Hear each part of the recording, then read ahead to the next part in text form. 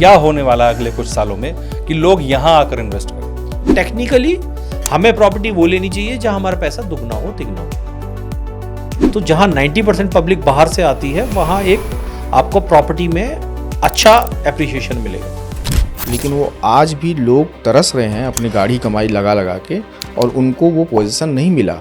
तो अब जब इतने बड़े बड़े नाम पे ट्रस्ट नहीं किया जा सकता तो और बाकी बहुत सारे बिल्डर्स हैं उस पर कैसे लोग ट्रस्ट करें। No risk no gain. Risk लोगे तो कुछ गेन पाओगे। आप प्रॉपर्टी में एंटर कर रहे हो क्योंकि आपको कुछ पैसा एक्यूमुलेट करना है, वेल्थ मैक्सिमाइजेशन करनी है, नहीं तो go for ready to move property. भाई साहब, लोगों ने जेवर एयरपोर्ट के पास बड़े महंगे मुंह मांगे दामों पे प्रॉपर्टी खरीदी, क्या उनका पैसा डूब गया? आज पेट्रोल 90 रुपए लीटर, 100 रुपए लीटर जो भी है, अगर कोई मुझे 20 रुपए लीटर दे रहा है तो मुझे भी तो सोचना पड़ेगा इतना सस्ता कि नोएडा यूपी का फेस है। अच्छा, यूपी का जो मैक्सिमम रेवेन्यूज होता है वो यहाँ से होता है। हाँ। अगर यूपी गवर्नमेंट को चमकाना है तो उसे नोएडा चमकाना पड़ेगा। सेक्टर 94 में Trump tower is coming. Trump tower, ये डोनाल्ड ट्रम्प वाला ही। वो अगर आपको लगे कि इसकी प्रॉपर्टी कीमत नहीं बढ़नी तो कभी खरीदिए मत। It's a block investment. एक यंग ब्लड की अगर बात करें, वो 2 लाख लोग अगर आएंगे वो कहाँ इन्वेस्टमेंट करें, कहाँ लगाएं, कमर्शियल में, रेसिडेंशियल। लेकिन बिल्डर के नाम से लोग डरते बहुत है, क्यों? अगर जे एयरपोर्ट पर जब बन जाए जी और ऑपरेशनल हो जाए उसके बाद क्या हो सकता है? कोई बेस है वर्ल्ड क्लास सिटीज का? नोएडा में पैसा लगा दिया और 5 साल बाद पैसा डूब गया। मैं अपने 50 लाख, 60 लाख, 90 लाख, 1 करोड़ रुपए बिल्डर्स के प्रॉब्लम्स को समझने के लिए नहीं लगाऊंगा।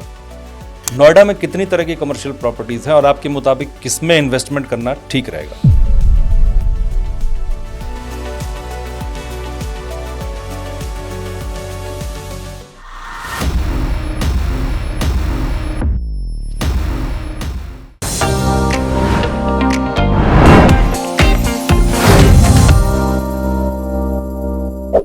नमस्कार, बहुत स्वागत है आपका पॉडकास्ट वाला पर। मैं धर्मेंद्र कुमार द्विवेदी और मेरे साथ अभिषेक कुमार नीलमणि है। नमस्कार अभिषेक, जब बात इन्वेस्टमेंट की आती है तो 3 ऑप्शन आते हैं। या तो आप शेयर मार्केट में पैसा लगा दें, या आप गोल्ड खरीद लें, या आप प्रॉपर्टी में इन्वेस्ट कर लें। बिल्कुल। हमने एक एपिसोड किया था रियल एस्टेट पर, आपको याद होगा। उसमें बहुत सारे लोगों ने देखा और बहुत सारे सजेशंस और कमेंट दिए। वो लोग जानना चाहते हैं कि जहाँ की आप बात कर, हमने लिखा था कि दुबई और मुंबई से बेहतर इन्वेस्टमेंट नोएडा में है। बिल्कुल। जहाँ हम बैठे हुए हैं। बिल्कुल। तो लोगों का सवाल था कि ऐसा क्यों है, और सवाल पूछिए और चीज़ें बताइए। जो हम जिन एक्सपर्ट को लेके आए थे उनसे और बहुत कुछ लोग जानना चाहते हैं। उनके पास बहुत सारी क्वेरी भी गई, कॉल्स भी की, लोगों ने समझा। तो आज हम उसी सिलसिले को आगे बढ़ाएंगे। बेसिकली नोएडा जो है ना, वो एक तरह से जब से जेवर एयरपोर्ट की चर्चा होने लगी है, एक हब बनता जा रहा है। हाँ। लोगों के दिमाग में जो नोएडा से बाहर रहते हैं, बी क्लास सिटीज़ में, सी क्लास सिटीज़ में, इवन गांव में भी जिसके पास थोड़ी बहुत भी आमदनी है या कमाई है, तो उसको इन्वेस्ट करना चाह रहे हैं। बिल्कुल। कि ऐसा क्या होने जा रहा है नोएडा में कि वहाँ अगर पैसा इन्वेस्ट करें तो हमें मुनाफा होगा, नुकसान नहीं। हाँ, बिल्कुल। और यही जानने के लिए कई लोगों ने हमें कमेंट किया है। बिल्कुल, पूछने उन्होंने लिखा कि आप बताइए हमको। तो आज हम बात करेंगे। मैं अपने गेस्ट का परिचय दोबारा आपसे करवाऊं उससे पहले मेरी एक रिक्वेस्ट है कि आप चैनल को सब्सक्राइब कर लीजिए, वीडियोस को लाइक करिए, कमेंट करिए और शेयर ज़रूर करिए, और साथ में सजेशंस और सवाल भी भेजिए आप, ताकि हम उसको अपने अगले एपिसोड में शामिल कर सकें। तो हमारे साथ आज जो गेस्ट हैं वो, उनको 20 साल का एक्सपीरियंस है रियल एस्टेट में, और एक बड़ी कंपनी में डायरेक्टर है वो रियल एस्टेट फर्म में। दीपक कुमार जी, बहुत स्वागत है आपका। Thank you. Thanks. Deepak ji, जैसा पहला एपिसोड हमने किया तो बहुत अच्छा रिस्पांस रहा उसका, तो इसलिए आपको दोबारा बुलाना पड़ा हमें। दर्शकों ने कहा।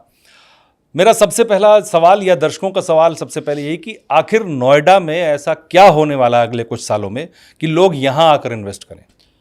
धर्मेंद्र जी, अभी जब हम पॉडकास्ट में आगे बात करेंगे तो आज मैं प्रूव करूँगा कि अब से 10 साल बाद शायद दिल्ली, मुंबई और नोएडा को ही लोग बात कर रहे होंगे। अच्छा। नोएडा में वो डेवलपमेंट्स हो रहे हैं।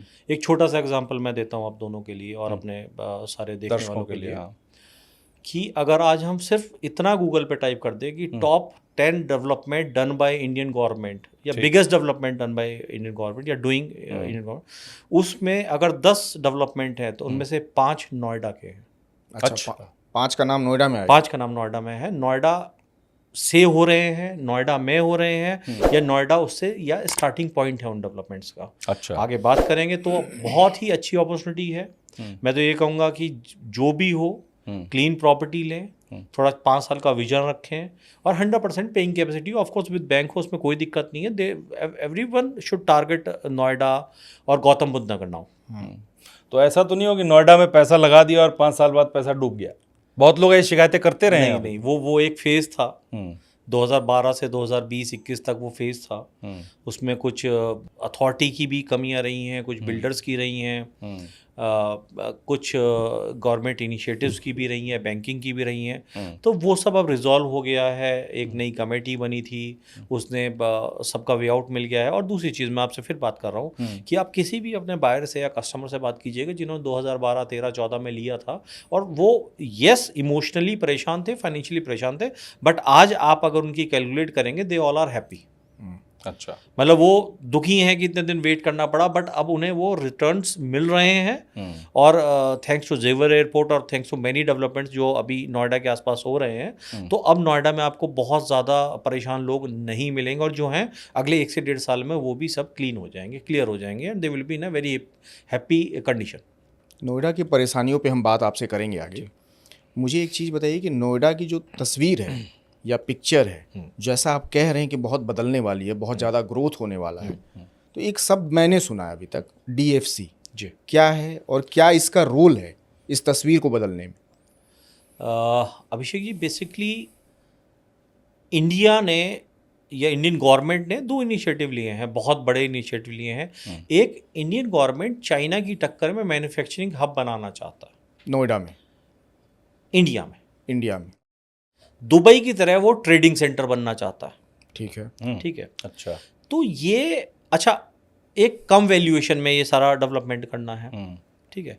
तो ये सब लिंक्ड है। अब आपने जो पूछा है DFC stand for dedicated freight corridor. क्या है ये? मालगाड़ी का अलग रास्ता। अच्छा। ये पूरे इंडिया में 2 कॉरिडोर बन रहे हैं। एक ईस्टर्न कॉरिडोर है जो आपका लुधियाना से लेके धनकुनी कलकत्ता में पड़ता है, वो जा रहा है, this is called eastern freight corridor. दूसरा है बोड़ाकी दादरी से बॉम्बे जवाहरलाल नेहरू ट्रस्ट पोर्ट। तो ये बिल्कुल इंडिया को 2 रेलवे लाइन मिलने जा रही हैं जो सिर्फ मालगाड़ी के लिए बनेंगी, और जिसमें मालगाड़ी से सामान जाया करेगा।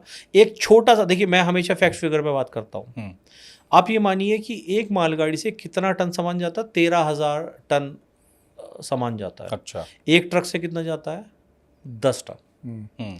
दैट मीन्स एक मालगाड़ी में, एक फ्रेट कॉरिडोर में या एक ट्रेन में लगभग 1300 ट्रक का सामान जाएगा। ठीक है। 391 ट्रेन विल बी फंक्शनल। अच्छा। दैट मीन्स 5,08,000 ट्रक जो डेली काम करते थे वो ये फ्रेट कॉरिडोर काम करेगा। और इसका ये भी नहीं है कि ट्रक वाले बेरोजगार हो जाएंगे। ठीक है।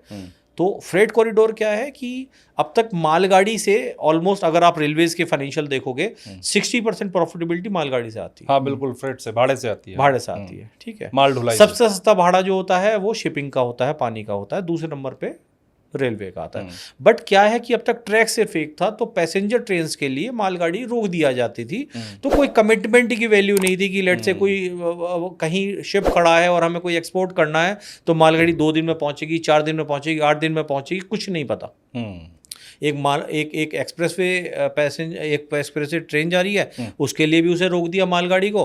पैसेंजर जा रही है, उसे भी रोक दिया। तो लीस्ट प्रायोरिटी होती थी, लीस्ट प्रायोरिटी थी मालगाड़ी। तो इन्होंने, इंडियन गवर्नमेंट का सबसे बड़ा इनिशिएटिव है, इसे डेडिकेटेड फ्रेट कॉरिडोर कहते हैं। 2 कॉरिडोर है, जैसे ईस्टर्न कॉरिडोर है जो लुधियाना से धनकुनी कलकत्ता जा रहा है, दूसरा आपका बोड़ाकी जो नोएडा का पार्ट है, गौतम बुद्ध नगर का है, यहाँ से बॉम्बे जा रहा है। अब इस कॉरिडोर का कनेक्शन क्या है आपकी प्रॉपर्टी से? इस कनेक्शन ये है कि जो बोड़ाकी है ये गौतम बुद्ध नगर में है। ठीक है। नोएडा में, मतलब दादरी के पास है। दोनों लाइन का जंक्शन यहाँ है। ठीक है। तो जितने भी लोडिंग अनलोडिंग सारे काम होंगे, अप्रॉक्सीमेटली जो गूगल पे अगर आप सर्च करोगे, अगले 2 से 4 साल में लगभग 2 lakh jobs will be created because of this development. That means 2 lakh job Neelmani ji आएंगी तो 2 लाख परिवार आएंगे। 2 लाख परिवार का मतलब 8 लाख लोग नए आएंगे। तो there is a demand for everything. नहीं, इस मालगाड़ी पे जो सामान आएगा जी, उस सामान का प्रॉपर्टी से क्या कनेक्शन है? नहीं, ये अपने साथ एम्प्लॉयमेंट लेके आ रही है। कैसे, मैं वही जानना चाह रहा हूँ। ये जो सामान इंपोर्ट एक्सपोर्ट सब हो रहा है, तो इसमें सारे कंटेनर्स, मल्टी मॉडल हब, जो मैं आपसे 10 डेवलपमेंट की बात कर रहा हूँ ना, इसमें मल्टी मॉडल लॉजिस्टिक हब भी है, जो कापा 2 में जो बिल्कुल बोड़ाकी के पास आ रहा है, इंडिया का top most multi modal hub है, क्योंकि जेवर पीछे से आ रहा है, ईस्टर्न वेस्टर्न फ्रेट कॉरिडोर यहाँ है, तो यहाँ इतना मूवमेंट होगा इंपोर्ट एक्सपोर्ट चीज़ों का, लॉजिस्टिक हब का, तो न्यू जॉब्स आर क्रिएटेड। जो न्यू जॉब्स होंगे उसकी वजह से लोग आएंगे। अभी मैं आपको एक और छोटा सा एग्जांपल बताता हूँ कि नोएडा में 2 बेडरूम का रेंटल लगभग 30,000 रुपये है। अच्छा, ठीक है। ग्रेटर नोएडा में जो समझा जाता है कि रेंटल थोड़ा सस्ता होगा, वहाँ भी 2-3 सोसाइटी हैं, वहाँ भी 2 बेडरूम का रेंटल 25,000 रुपये है आराम से, वो तो मुझे भी पता है। वो क्यों है? वो इसी की वजह से। मतलब आप ये कहना चाहते हैं कि जो एम्प्लॉयमेंट जनरेट होगा उससे लोग जहाँ आएंगे, नया ब्लड आएगा, जहाँ एम्प्लॉयमेंट आएगा, नया ब्लड आएगा, पहले किराए पे रहेगा, फिर अपना 2 बेडरूम फ्लैट लेगा, फिर 3 बेडरूम फ्लैट लेगा, फिर वो मेरी और आपकी उम्र में पहुंचेगा, उसे लगेगा यार प्राइवेट जॉब कब तक करूंगा, तो वो कमर्शियल इन्वेस्टमेंट्स करेगा, फाइनेंशियली अच्छा होगा तो अच्छे मॉल्स बनेंगे, अच्छे स्कूल्स बनेंगे, अच्छे हॉस्पिटल्स बनेंगे। तो ये एक पूरा डेवलपमेंट है। ये स्टार्ट होता है गवर्नमेंट पॉलिसी से और एंड होता है हमारे कमर्शियल एक्टिविटी और लग्जरी फ्लैट्स पे। अभी वो मैं आपको मैप के थ्रू और एक फ्लो चार्ट के थ्रू बताऊंगा वो। तो मतलब ये प्रॉपर्टी में डिमांड बढ़ेगी, आने वाली डिमांड बढ़ेगी। आप ये मानिए कि आज नोएडा और गुड़गांव में ही क्यों इतनी डिमांड है, भाई गाजियाबाद है, फरीदाबाद है, सोनीपत है, ये भी तो एनसीआर का पार्ट है, क्योंकि यहाँ 90% लोग लोकल हैं, सिर्फ 10% ही बाहर से आते हैं। 10% जो बाहर से आते हैं उन्हें ही अपने लिए घर चाहिए, क्योंकि ऑलरेडी 90% में तो अपना घर है, तो ट्रांजैक्शंस ही उतने होते हैं। अब वाइल टॉकिंग अबाउट नोएडा या गौतम बुद्ध नगर और गुड़गांव, 90% जो पीपल हैं वो बाहर के हैं। अब मैं बाहर से हूँ, आप भी बाहर से, आप भी बाहर से, तो हमें कम से कम पहले अपना घर तो चाहिए। पहले किराए पे लेंगे, फिर अपना लेंगे, फिर बड़ा लेंगे, फिर कमर्शियल इन्वेस्टमेंट्स करेंगे। ठीक है। तो जहाँ 90% पब्लिक बाहर से आती है, वहाँ एक आपको प्रॉपर्टी में अच्छा एप्रिसिएशन मिलेगा। एक और प्रोजेक्ट है जिसके बारे में बहुत अखबारों में आजकल मैं पढ़ रहा हूँ और बहुत दिल्ली मुंबई इंडस्ट्रियल कॉरिडोर जी, इसके बारे में भी कहा जा रहा है कि ये जब फंक्शनल होगा पूरी तरह नोएडा पर बहुत इम्पैक्ट डालेगा। ठीक है, लेकिन ये शुरू नोएडा से हो रहा है ना, ऐसा कहा जाता है। जी जी। तो नोएडा से क्यों शुरू हो रहा है और क्या इम्पैक्ट डालेगा ये इंडस्ट्री पर? मैं अगेन फिर फैक्ट्स एंड फिगर्स पे चलता हूँ।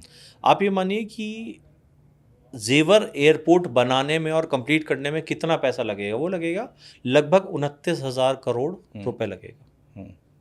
29,000 करोड़ रुपए लगेगा। ठीक है।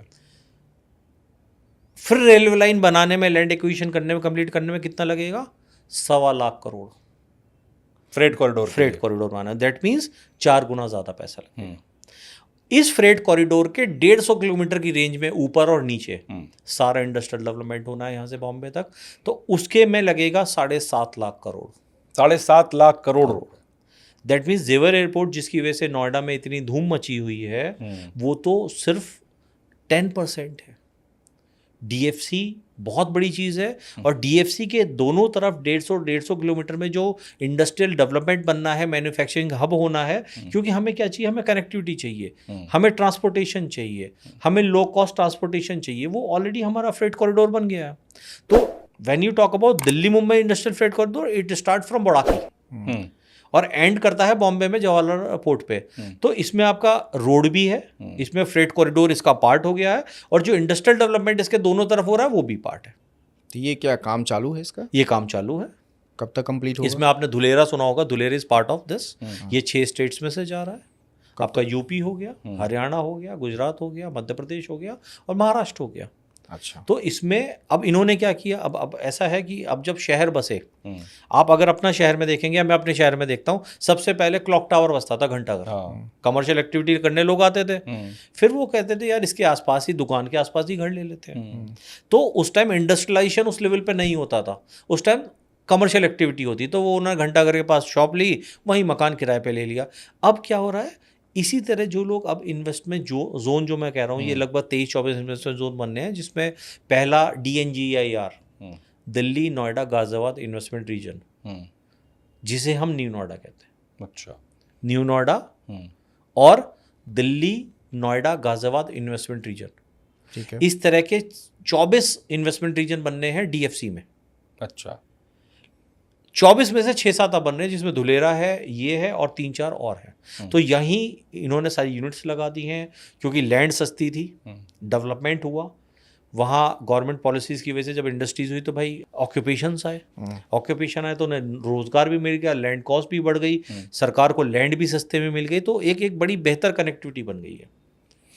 तो आप ये मानो कि जितना भी इंडस्ट्रियलाइजेशन जोन अब बनेगा अगले 10, 15, 20 सालों में, वो नोएडा से स्टार्ट हो गए बॉम्बे तक, जो ये DFC है इसके दोनों तरफ बन रहा है, और उसे हम दिल्ली मुंबई इंडस्ट्रियल कॉरिडोर कह रहे हैं, जिसकी बात मैं कर रहा था। जिसकी बात आप तो आप ये कहना चाहते हैं, जो चाइना की बात आप कर रहे थे कि चाइना से बेटर चीज़ें यहाँ पर बनानी है। चाइना देखिए हमसे अभी बहुत आगे है, बट एक लैंग्वेज की प्रॉब्लम है चाइना की, और दूसरा एक पॉलिटिकल इश्यूज भी रहते हैं। इंडिया इज़ वेरी आज की डेट में स्टेबल है, और लैंग्वेज की प्रॉब्लम नहीं। और कहीं ना कहीं हम लोग क्योंकि यंगेस्ट कंट्री हैं, पॉपुलेशन बहुत यंग है, तो हम कंपैरेटिवली थोड़ा लेबर भी हमारा थोड़ा सा सस्ता है, तो हर कंट्री आए कर रहा है हमें। DMIC का क्या है कि अगले 5 साल में फंक्शनल होने के बाद दुगना एम्प्लॉयमेंट, तिगना इंडस्ट्रियल आउटपुट और चौगना एक्सपोर्ट आउटपुट, मतलब ये विजन है। जो तीसरे नंबर की इकॉनमी पर आने की बात हो रही है, शायद ये उसका पार्ट है, क्योंकि पहले ट्रांसपोर्टेशन बहुत बड़ी प्रॉब्लम थी। ट्रांसपोर्टेशन इतनी बड़ी प्रॉब्लम थी धर्मेंद्र जी कि यहाँ से बॉम्बे कोई सामान पहुँचाना है, ट्रक से पहुँचाना है तो 3 दिन में पहुँचेगा, 5 दिन में पहुँचेगा, यू नेवर नो। रोड की कंडीशन अच्छी नहीं थी, भाड़ा ज़्यादा लगता था। आज ये आप DFC जो देख रहे हो, ये इलेक्ट्रिकल है, ये आपको 12 से 24 घंटे में वो सारा सामान यहाँ पहुँचा देती है। ये जैपनीज गवर्नमेंट से कोलैबोरेशन में हो रहा है, वहाँ से पैसे इनका है। ये प्रोजेक्ट बहुत पुराना है, 2006 का। अच्छा। बट हाँ 2006 में, बट पॉलिटिकली मैं ज़्यादा नहीं बोलूँगा, शायद विलिंगनेस नहीं रही होगी या लैंड एक्विजिशन में कोई दिक्कत रही होगी। फंक्शनल अब होने की कगार पे है। मैं मैप पे बताऊंगा भी कि कहाँ कहाँ ये डेवलपमेंट है। अकॉर्डिंगली हमारे जो सुनने वाले हैं प्रॉपर्टी प्लान कर सकते हैं। ये सब कुछ नोएडा से ही क्यों? बगल जैसे आपने कहा फरीदाबाद भी है, और गुड़गांव भी है, गाजियाबाद भी है, सोनीपत भी है, और रास्ते में कहीं ना कहीं आदमी घुमा सकती है चीज़ों को, लेकिन नोएडा ही क्यों? नोएडा इसलिए कि नोएडा यूपी का फेस है। अच्छा। यूपी का जो मैक्सिमम रेवेन्यूज होता है वो यहाँ से होता है। हाँ। अगर यूपी गवर्नमेंट को चमकाना है तो उसे नोएडा चमकाना पड़ेगा। नोएडा का इंफ्रास्ट्रक्चर दी बेस्ट है। Noida authority is the richest authority. Noida is the greenest city. आप लोग पढ़िएगा। तो इसलिए the better connectivity to Delhi. और सबसे बड़ी चीज़ सर कि 90% पीपल बाहर के हैं, यहाँ वो सारे इश्यूज नहीं होते, स्ट्राइक नहीं होएगी, बहुत सारे पंगल। एक इंडस्ट्रियलाइजेशन में बहुत गवर्नमेंट का इनिशिएटिव इज़ वेरी इंपॉर्टेंट। जेवर रिपोर्ट इज़ वेरी इंपॉर्टेंट। जेवर रिपोर्ट आ गया, उसके आसपास 50,000 इंडस्ट्रीज़ आ गई। अब वो जो 50,000 इंडस्ट्रीज़ हैं, आप ये मानिए कि सारी उन लोगों की हैं जो बहुत समझदार बिजनेसमैन रहे हैं, जो पहले सोनीपत भी लिया होगा, गुड़गांव भी लिया होगा, दिल्ली में लिया होगा। उन्हें पता था कि एयरपोर्ट के क्या इम्पैक्ट आता है। तो वो जो 50,000 इंडस्ट्रीज़ के मालिक हैं वो अब नोएडा में पहली बार आ रहे हैं, जो मैंने पिछली बार लग्जरी की बात करी। मतलब आप ये कहना चाह रहे हैं कि यूपी गवर्नमेंट नोएडा को सिग्नेचर सिटी बनाना चाहती है? बन गई है सर। अब आप ये बताइए, आपने बोल दिया। अच्छा, इसमें एक और एग्जांपल मैं आपको दे रहा हूँ, जो आप ये सारी चीज़ मैं वो बता रहा हूँ जो आप चेक कर सकते हैं। आप कल का न्यूज़पेपर उठाइएगा, 50% प्रॉपर्टी के जो ऐड आ रहे हैं इस टाइम वो नोएडा के होंगे। 50% जो डेवलपमेंट की बात हो रही है वो आपको यमुना एक्सप्रेसवे की मिलेगी, न्यू नोएडा की मिलेगी। मतलब आपको कहीं ना कहीं खबरें मिलेगी। जो देखिए, जो बिकता है वो छपता है, जो छपता है वो बिकता है। ये पुरानी मार्केटिंग है। आज कोई नोकिया की एडवर्टीजमेंट नहीं करता, ब्लैकबेरी की नहीं करता, सैमसंग की करता है, ओप्पो भी। इससे देखिए ये साइन है, ये साइन है इकोनॉमी के, ये साइन है गवर्नमेंट इनिशिएटिव के, ये है पब्लिक इंटरेस्ट के। बिक रहा है तभी तो बिल्डर एडवर्टीजमेंट कर रहे हैं। नोएडा में इन्वेस्टमेंट आ रहा है, कॉरिडोर बन रहा है, सरकार इनिशिएटिव ले रही है, यंग ब्लड आ रहा है जी। अब जब इतना कुछ आ रहा है तो एक यंग ब्लड जब यहाँ पे 2 लाख 8 लाख आप जो भी कैलकुलेशन कर रहे हो, वो कहाँ इन्वेस्टमेंट करे? एक यंग ब्लड की अगर बात करें, वो 2 लाख लोग अगर आएंगे वो कहाँ इन्वेस्टमेंट करें, कहाँ लगाएं? कमर्शियल में, रेसिडेंशियल? नीलमणि जी, इसका ना it depends on the parameter. ठीक है। अब आज की डेट में मेरे पास ऐसे यंगस्टर्स भी आते हैं जो कहते हैं सर हम ना गाड़ी बाद में प्लान करेंगे, बाहर का ट्रिप बाद में प्लान करेंगे, क्योंकि कोविड ने बहुत कुछ सिखा दिया। अब रोज ले ऑफ हो रहे हैं, कभी इस आईटी कंपनी में, कभी इस आईटी कंपनी में। यहीं से दो तरह के रिएक्शंस आते हैं। जब एड्रेनलिन बढ़ता है, दो तरह के रिएक्शन है। एक होता है कि मैं डर जाऊं और रुक जाऊं, एक होता है कि मैं एग्रेसिवली कुछ ऐसा कर लूं कि मैं आगे भविष्य में मेरे साथ हो सकता है तो वो पैरेलली कर लूं। अगर कोई चाहे, बेसिकली होना तो ये चाहिए पहले अपना रेजिडेंशियल लो, क्योंकि भाई सारे बच्चे बी टाउन से आ रहे हैं, वापस तो नहीं जाएंगे, क्योंकि ये पैकेजेस और ये सुविधा तो वहाँ तो नहीं मिलेंगी। तो रहने के लिए तो एक घर चाहिए, क्योंकि वी ऑल आर इमोशनल, रोटी कपड़ा और मकान, अपना घर तो चाहिए। बट अगर कुछ लोग ऐसा भी प्लान कर लेते, क्योंकि रेंटल क्या है, रेंटल इज हार्डली 2%। अगर 1 करोड़ का जो फ्लैट है वो आपको 30,000 रुपये, 25,000 रुपये महीने के किराए पे मिल जाता है। 25,000 रुपये इंटू 12, 3 लाख रुपए। तो मतलब 1 करोड़ के फ्लैट में आप 3 लाख रुपए या 3% पे रेंटल पे रह सकते हो। और परचेजिंग के लिए आप 8.5% बैंक से लोन ले रहे हो। तो इमोशनली लेना है ले लो, बट टेक्निकली हमें प्रॉपर्टी वो लेनी चाहिए जहां हमारा पैसा दुगना हो तिगना हो। ठीक है, कहाँ होगा वो तो नोएडा में कहीं भी लीजिए, होगा। कहाँ ले लें? क्योंकि हम आज की तारीख में बहुत सारे ऐसे वीडियोस, जैसे आप वीडियोस की बात कर रहे हो, बहुत सारे ऐसे वीडियोस भी मैंने देखे हैं जो लोग प्ले कार्ड लेके अपने सोसाइटी के बाहर खड़े हो जाते हैं। कहीं ना कहीं वो मजबूर होते हैं ना, तब करते हैं काम। इसमें नीलमणि 2 चीज़ें हैं, एक तो प्रॉपर्टी है और बच्चों की शादी और उनका करियर। ये 3 चीज़ ऐसी हैं जिसमें इमोशनली और फाइनेंशियली आदमी बहुत ज़्यादा इन्वॉल्व रहता है, तो हमेशा सेटिस्फैक्शन उतना नहीं आता। ठीक है, मतलब मैं तो नोएडा के बेस्ट डेवलपर्स में डालता हूँ, उनकी प्रॉपर्टी बढ़ रही है, रेट दुगना हो गया, still they are not happy. Still मतलब कई जगह आई एम नॉट हैप्पी, ठीक है, बट दे आर एरियाज। जैसे नोएडा थोड़ा सा एक्सपेंसिव साइड हो गया, क्योंकि नोएडा में वो दिल्ली वाले लोग इंडस्ट्रियलिस्ट आने शुरू हो गए हैं, जो अब तक गुड़गांव जाते थे, उनकी इंडस्ट्रीज़ हैं, डेली 120 किलोमीटर आना जाना वो नहीं करना चाहते, तो now they are thinking of shifting to Noida. But Noida extension is a place, NH24 पे आप ले सकते हो, wave city is a place जहाँ बहुत सारे developers are coming. Siddharth Vihar में अभी प्रेस्टीज आया था, या परी चौक के आसपास आप उस एरिया को हम ग्रेटर नोएडा ईस्ट कहते हैं, क्योंकि ये सारा ये डेवलपमेंट है बड़ाकी और ये सब वेरी नियर टू आपका परी चौक है। और लास्ट और सबसे important is your Yamuna expressway industrial development authority. ये सारी जगह दिल्ली से लगभग 20 से 30 किलोमीटर के रेडियस में है, लैंड कॉस्ट ऑलमोस्ट सेम है, तो आपको 8, 10, 11, 12 हज़ार रुपये पर स्क्वायर फीट पे रेजिडेंशियल फ्लैट मिल जाता है। ठीक है जी, पर उसका वो पोजीशन नहीं मिलता ना। बट पेमेंट प्लान्स ही इतने अच्छे हैं। और अब जो देखिए, आप समझिए, आप जो पहले का आप याद पहले का नहीं, मैं अभी का बात कर रहा हूँ। अभी भी कई ऐसे बड़े नाम हैं जिसमें गोदरेज भी नाम आता है। उन्होंने प्लान किया था कि 3 साल पहले हम फ्लैट्स दे देंगे, विलास दे देंगे, लेकिन वो आज भी लोग तरस रहे हैं अपनी गाढ़ी कमाई लगा लगा के, और उनको वो पोजीशन नहीं मिला। तो आप जब इतने बड़े बड़े नाम पे ट्रस्ट नहीं किया जा सकता, तो और बाकी बहुत सारे बिल्डर्स हैं, उस पर कैसे लोग ट्रस्ट करें? और ये 2 लाख लोग जो यंग ब्लड आए, किस पे भरोसा करें? नहीं, मैं आपको बताता हूँ, हमें ना तह में जाना पड़ेगा। जो आप सेक्टर की बात कर रहे हो वो स्पोर्ट सिटी के नाम पे पास हुई थी, अथॉरिटी पूरी लैंड दे नहीं पाई थी। मतलब अथॉरिटी ने कहा कि मैं 600 एकड़ दूंगा, और एक्वायर थी उसकी 400 एकड़, वो पूरा नहीं दे पाई। बिल्डर को जो ज़मीन बोली थी वो नहीं दी पाई, उस पर इंटरेस्ट लगा दिया। Godrej is a very clean builder. Godrej कहता है जब तक मेरा OC ऑक्यूपेशन सर्टिफिकेट और कंप्लीशन सर्टिफिकेट नहीं आएगा मैं पोजीशन नहीं दूंगा। उसी सेक्टर में उसके बराबर में प्रोजेक्ट्स में लोग रह रहे हैं। बट टोटली एग्री कि इमोशनल वैल्यू है, बट यार फाइनेंशियली जितने में लिया था उससे तिगने में तो बिकता है ना।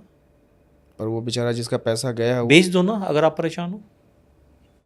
मैंने आपसे क्या कहा, उसको बेचना नहीं है, उसको रहना है, रहना है, तो उसे प्रॉब्लम भी थोड़ी समझनी पड़ेगी। देखिए आप समझिए, वो प्रॉब्लम समझने के लिए पैसा नहीं दिया था। नहीं, इसमें नीलमणि जी, आप अगर प्रॉपर्टी मैं अपने 50 लाख, 60 लाख, 90 लाख, 1 करोड़ रुपए बिल्डर्स के प्रॉब्लम्स को समझने के लिए नहीं लगाऊंगा। नहीं, इसमें दूसरी चीज़ है, आप फिर FD में 7% पे क्यों नहीं लगाते? क्यों लगाऊं?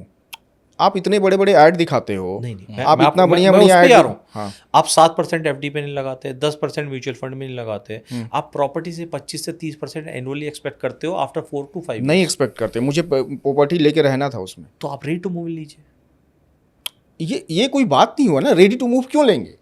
अगर कोई अगर ट्रस्ट इशू है, देखिए ट्रस्ट इशू नहीं है, मुझे कोई ट्रस्ट इशू नहीं है।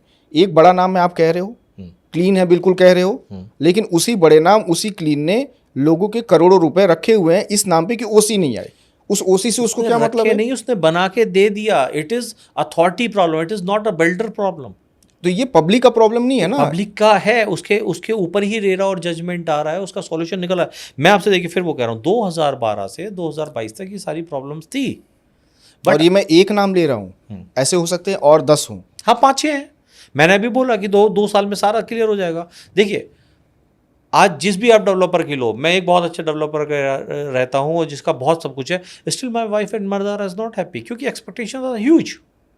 गार्ड वहाँ नहीं था, उसने ड्यूटी अच्छा नहीं करी, तो मतलब हमें दोनों साइड पता है अभी आंधी आई थी दिल्ली में, आप वीडियोस देखे होंगे, हाँ किसी के छत गिर गई, हाँ, किसी का रेलिंग गिर गया, किसी की पूरी सीढ़ी गिर गई।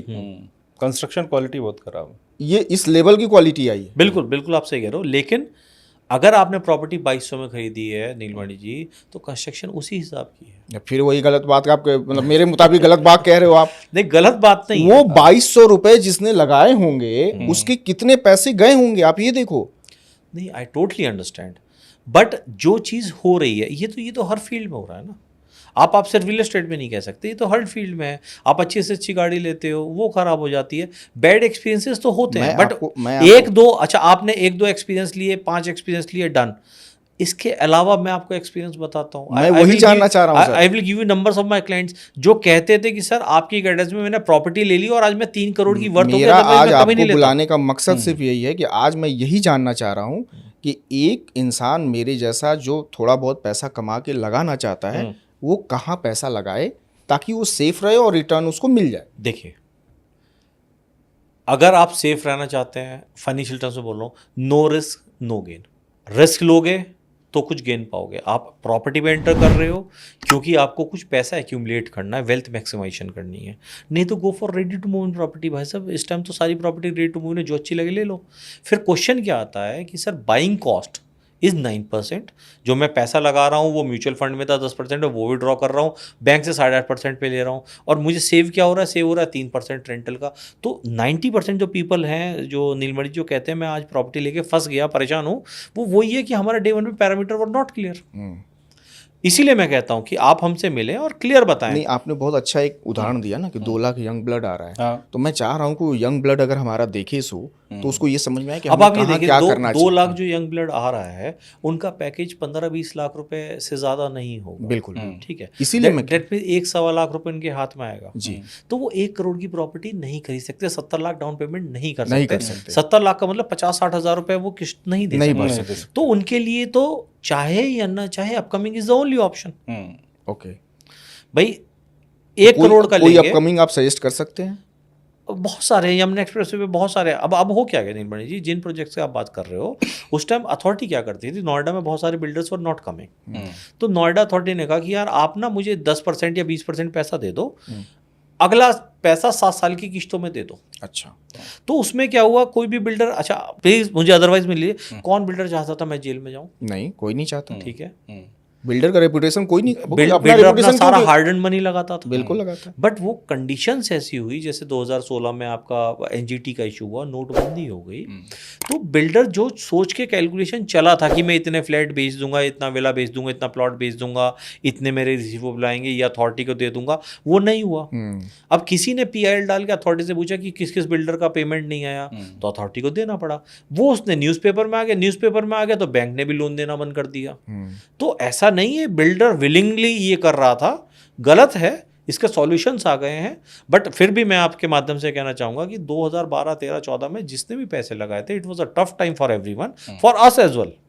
बट अब हमारा टाइम आ गया है कि हम उन दुख दर्द को भूल जाएं और अपना हमारा पैसा अच्छा खासा बन रहा है। तो मतलब आप ये कह रहे हैं कि आने वाले 2 साल में सब कुछ क्लियर हो जाएगा? हो गया है, 90% हो गया, अगले 2 साल में सब कुछ हो जाएगा। जितने लोगों का फंसा हुआ है, चाहे जहां भी फंसा, सब। अच्छा, आप ये मानिए लैंड कॉस्ट ही इतनी ज़्यादा हो गई है। मेरे एक जानने वाले बिल्डर हैं, उन्होंने 2015 में 10,000 रुपये मीटर पे लैंड खरीदी थी, और वो भी पेमेंट धीरे धीरे किया, काफ़ी नहीं किया। आज वही लैंड 1.5 लाख रुपये मीटर है। 10,000 रुपये 1.5 लाख जी।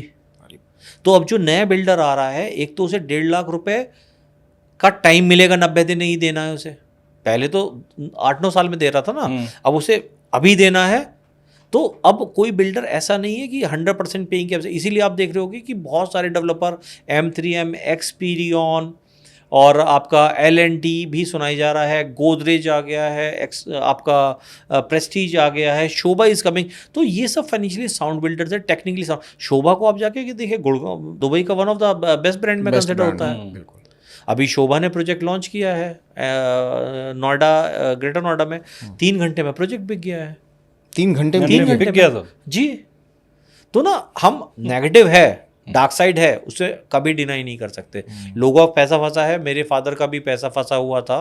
मैं आपको बताता हूँ 2012 में मैंने 2 फ्लैट खरीदे थे और पापा का GPF का पैसा लगाया हुआ था। वो उस टाइम मुझे 4000 में मिले थे। हम बहुत परेशान हुए। आज मेरे फादर मेरे साथ नहीं है, बट आज वही रेट मुझे 12,000 रुपये मिल रहा है, कंप्लीट हो गया। तो जो दुख थे वो दुख है, इमोशनल रहेंगे कि वो मैंने 10 साल परेशान रहा, सोचता रहा, बट दुख को बहुत ज़्यादा कैरी ऑन करने से फ़ायदा नहीं है। फायदा नहीं होता, सही बात। मतलब end of the day benefit में है आदमी, ये क्या? बेनिफिट में फाइनेंशियल लॉस नहीं है, ब्लॉक नहीं है। And thanks to airport, thanks to Noida के ये जो नए नए डेवलपमेंट हो रहे हैं, थैंक्स टू DFC ये आपका dedicated freight corridor, thanks to Delhi Mumbai industrial corridor, इतने सारे डेवलपमेंट्स आ रहे हैं। आप ये मानो ना यार, टॉप के 10 डेवलपमेंट में से 5 डेवलपमेंट नोएडा के आसपास है और नोएडा में शुरू हो रहे हैं। लेकिन बिल्डर के नाम से लोग डरते बहुत है, क्यों? बिल्डर का नाम आते ही आदमी थोड़ा सा, जो मध्यम वर्ग का आदमी, सामान्य अच्छा घर का आदमी, वो बिल्डर का नाम सुनते डर जाता है बेचारा। देखिए, जो भी आप चीज़ ले रहे हो 50, 60, 70 लाख, 1 करोड़, 2 करोड़ की ले रहे हो, छोटा अमाउंट नहीं होता, हार्ड एंड मनी होती है। ठीक है, तो यही है, जितना अमाउंट बड़ा होता है उतना आदमी सोचता जाता है। अभी मैं किसी को, आप दोनों को बोलो 10-10 हज़ार के फ्लैट हैं, आप लोग सोचोगे, पूछोगे भी नहीं। जैसे ही मैं कहूँगा 1.5 करोड़ का फ्लैट है, 2 करोड़ का फ्लैट है, या 50 लाख का एक स्टूडियो अपार्टमेंट, तो आप सोचोगे, क्योंकि it's a big amount for anyone. तो बिल्डर तो वह एक साइड है, बट अमाउंट ज़्यादा बॉदर करता है। आप लोग खुद नोट कर लीजिएगा, आपको 5,000 का चेक बनाना होता, फट बना देते, 50 लाख का चेक बनाइए, आप ना 4 बार चेक करें। नहीं, बिल्डर भी तो कुछ करता होगा, तभी तो लोग डरते हैं। जो बदनाम बिल्डर ने किया, बदनाम नहीं, वो कोई 10 conditions में थी। से एक ने किसी ने कोई गलत किया होगा, तो बाकी 9 भी बदनाम होंगे। इंटेंशनली किसी ने नहीं किया। देखो, बिल्डर बनना सबसे प्रॉफिटेबिलिटी काम है।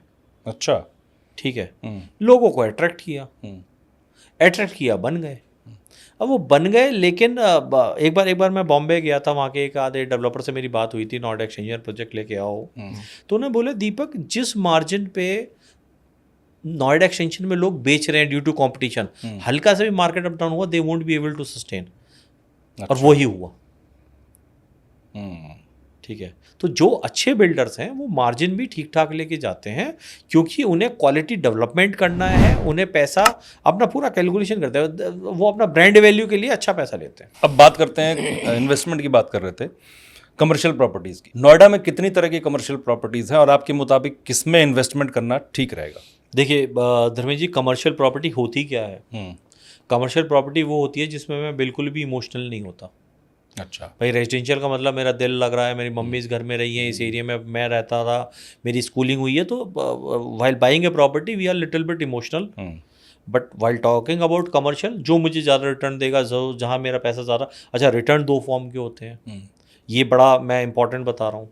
लोग कई बार लालच में भी फंसते हैं। अच्छा, देखिए, return initially we should go for capital appreciation, कि जो मैं चीज़ ले रहा हूँ उसकी कीमत बढ़े। दूसरा, उसके बाद जब वो तैयार हो जाएगा तो रेंटल पे चले जाएंगे, रेंटल आने लगेगा। कई लोग क्या करते हैं, सिर्फ रेंटल के लिए, कि मेरा पैसा ले लो, मुझे कुछ अभी दे दो।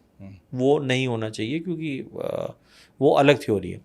कमर्शियल का मतलब बहुत सारे टूल्स हैं, जैसे आपका दुकान हो गई, ग्राउंड फ्लोर की शॉप हो गई, आपका 2nd 3rd फ्लोर की शॉप हो गई, आपके इस टाइम ऑफिस स्पेसेस हो गए। जिस तरह ये डेवलपमेंट आ रहा है आगे, नोएडा में इस time office spaces under prized हैं, क्योंकि एक मिथ है, बहुत खाली है ऑफिस स्पेस हो गए। देन यू हैव मॉल्स, बहुत सारे मॉल्स आ रहे हैं, वहाँ बड़े बड़े ब्रांड्स आ रहे हैं, प्री लीज शॉप्स आ रही हैं, कि मुझे तो कुछ प्री लीज चाहिए जो चढ़ जाए कोई ना कोई। उसके बाद यू हैव फूड कोर्ट, भाई लोग आएंगे तो खाएंगे भी, स्कूल भी बच्चे जाएंगे, हॉस्पिटल भी है, ऐसे ही खाएंगे भी, जो पॉपुलेशन डायरेक्टली रिलेटेड है, तो फूड कोर्ट आप ले सकते हो। और लास्ट आपको studio is the option. Best क्या है? Best depends on the parameter of the customer. अब कोई है वो कहता है कि दीपक जी, मेरे पास मुझे कुछ करना है, मुझे इस एरिया की मुझे एप्रिसिएशन नहीं चाहिए। जैसा बीकानेर वाला आता है, वो कहते हैं भैया मुझे तो इस एरिया का फुटफॉल चाहिए, हाँ, तो वो दुकान लेगा ग्राउंड फ्लोर का। आप लोग हैं, जैसे आप लोगों को एंटरप्रेन्योर हैं, आपको एड चाहिए, गवर्नमेंट की एड, बैंक से एड चाहिए, और आपको अपना एक एड्रेस भी चाहिए, तो आपके लिए office space is very important, क्योंकि आपको एक कमर्शियल एड्रेस तो चाहिए। डिपेंड करता है नीड क्या है। ठीक है, मैं हूँ, मेरे लिए स्टूडियोज बेटर, क्योंकि मैं ना जा सकता ना चढ़ा सकता। स्टूडियो अपार्टमेंट्स है, किसी अच्छे होटल से टाई अप हो जाएगा, एक रेंटल आने लगे। It depends on the parameter of the customer. ये जेवर एयरपोर्ट को लेके यहाँ जो बार बार आप भी जिक्र करें, बहुत ज़्यादा हाइप बनाई गई है। उस हाइप की वजह से कहा जा रहा है कि नोएडा जो है वर्ल्ड क्लास सिटीज़ बन जाएगा। नहीं है, हाइप जेवर की नहीं है। मैं तो आपको उसके बड़े 3 डेवलपमेंट बता दिए जो अभी पब्लिक को पता ही नहीं है। अगर जे एयरपोर्ट पर जब बन जाए जी, और ऑपरेशनल हो जाए, उसके बाद क्या हो सकता है? कोई बेस है हाँ, वर्ल्ड क्लास सिटीज़ का? वर्ल्ड क्लास सिटी है।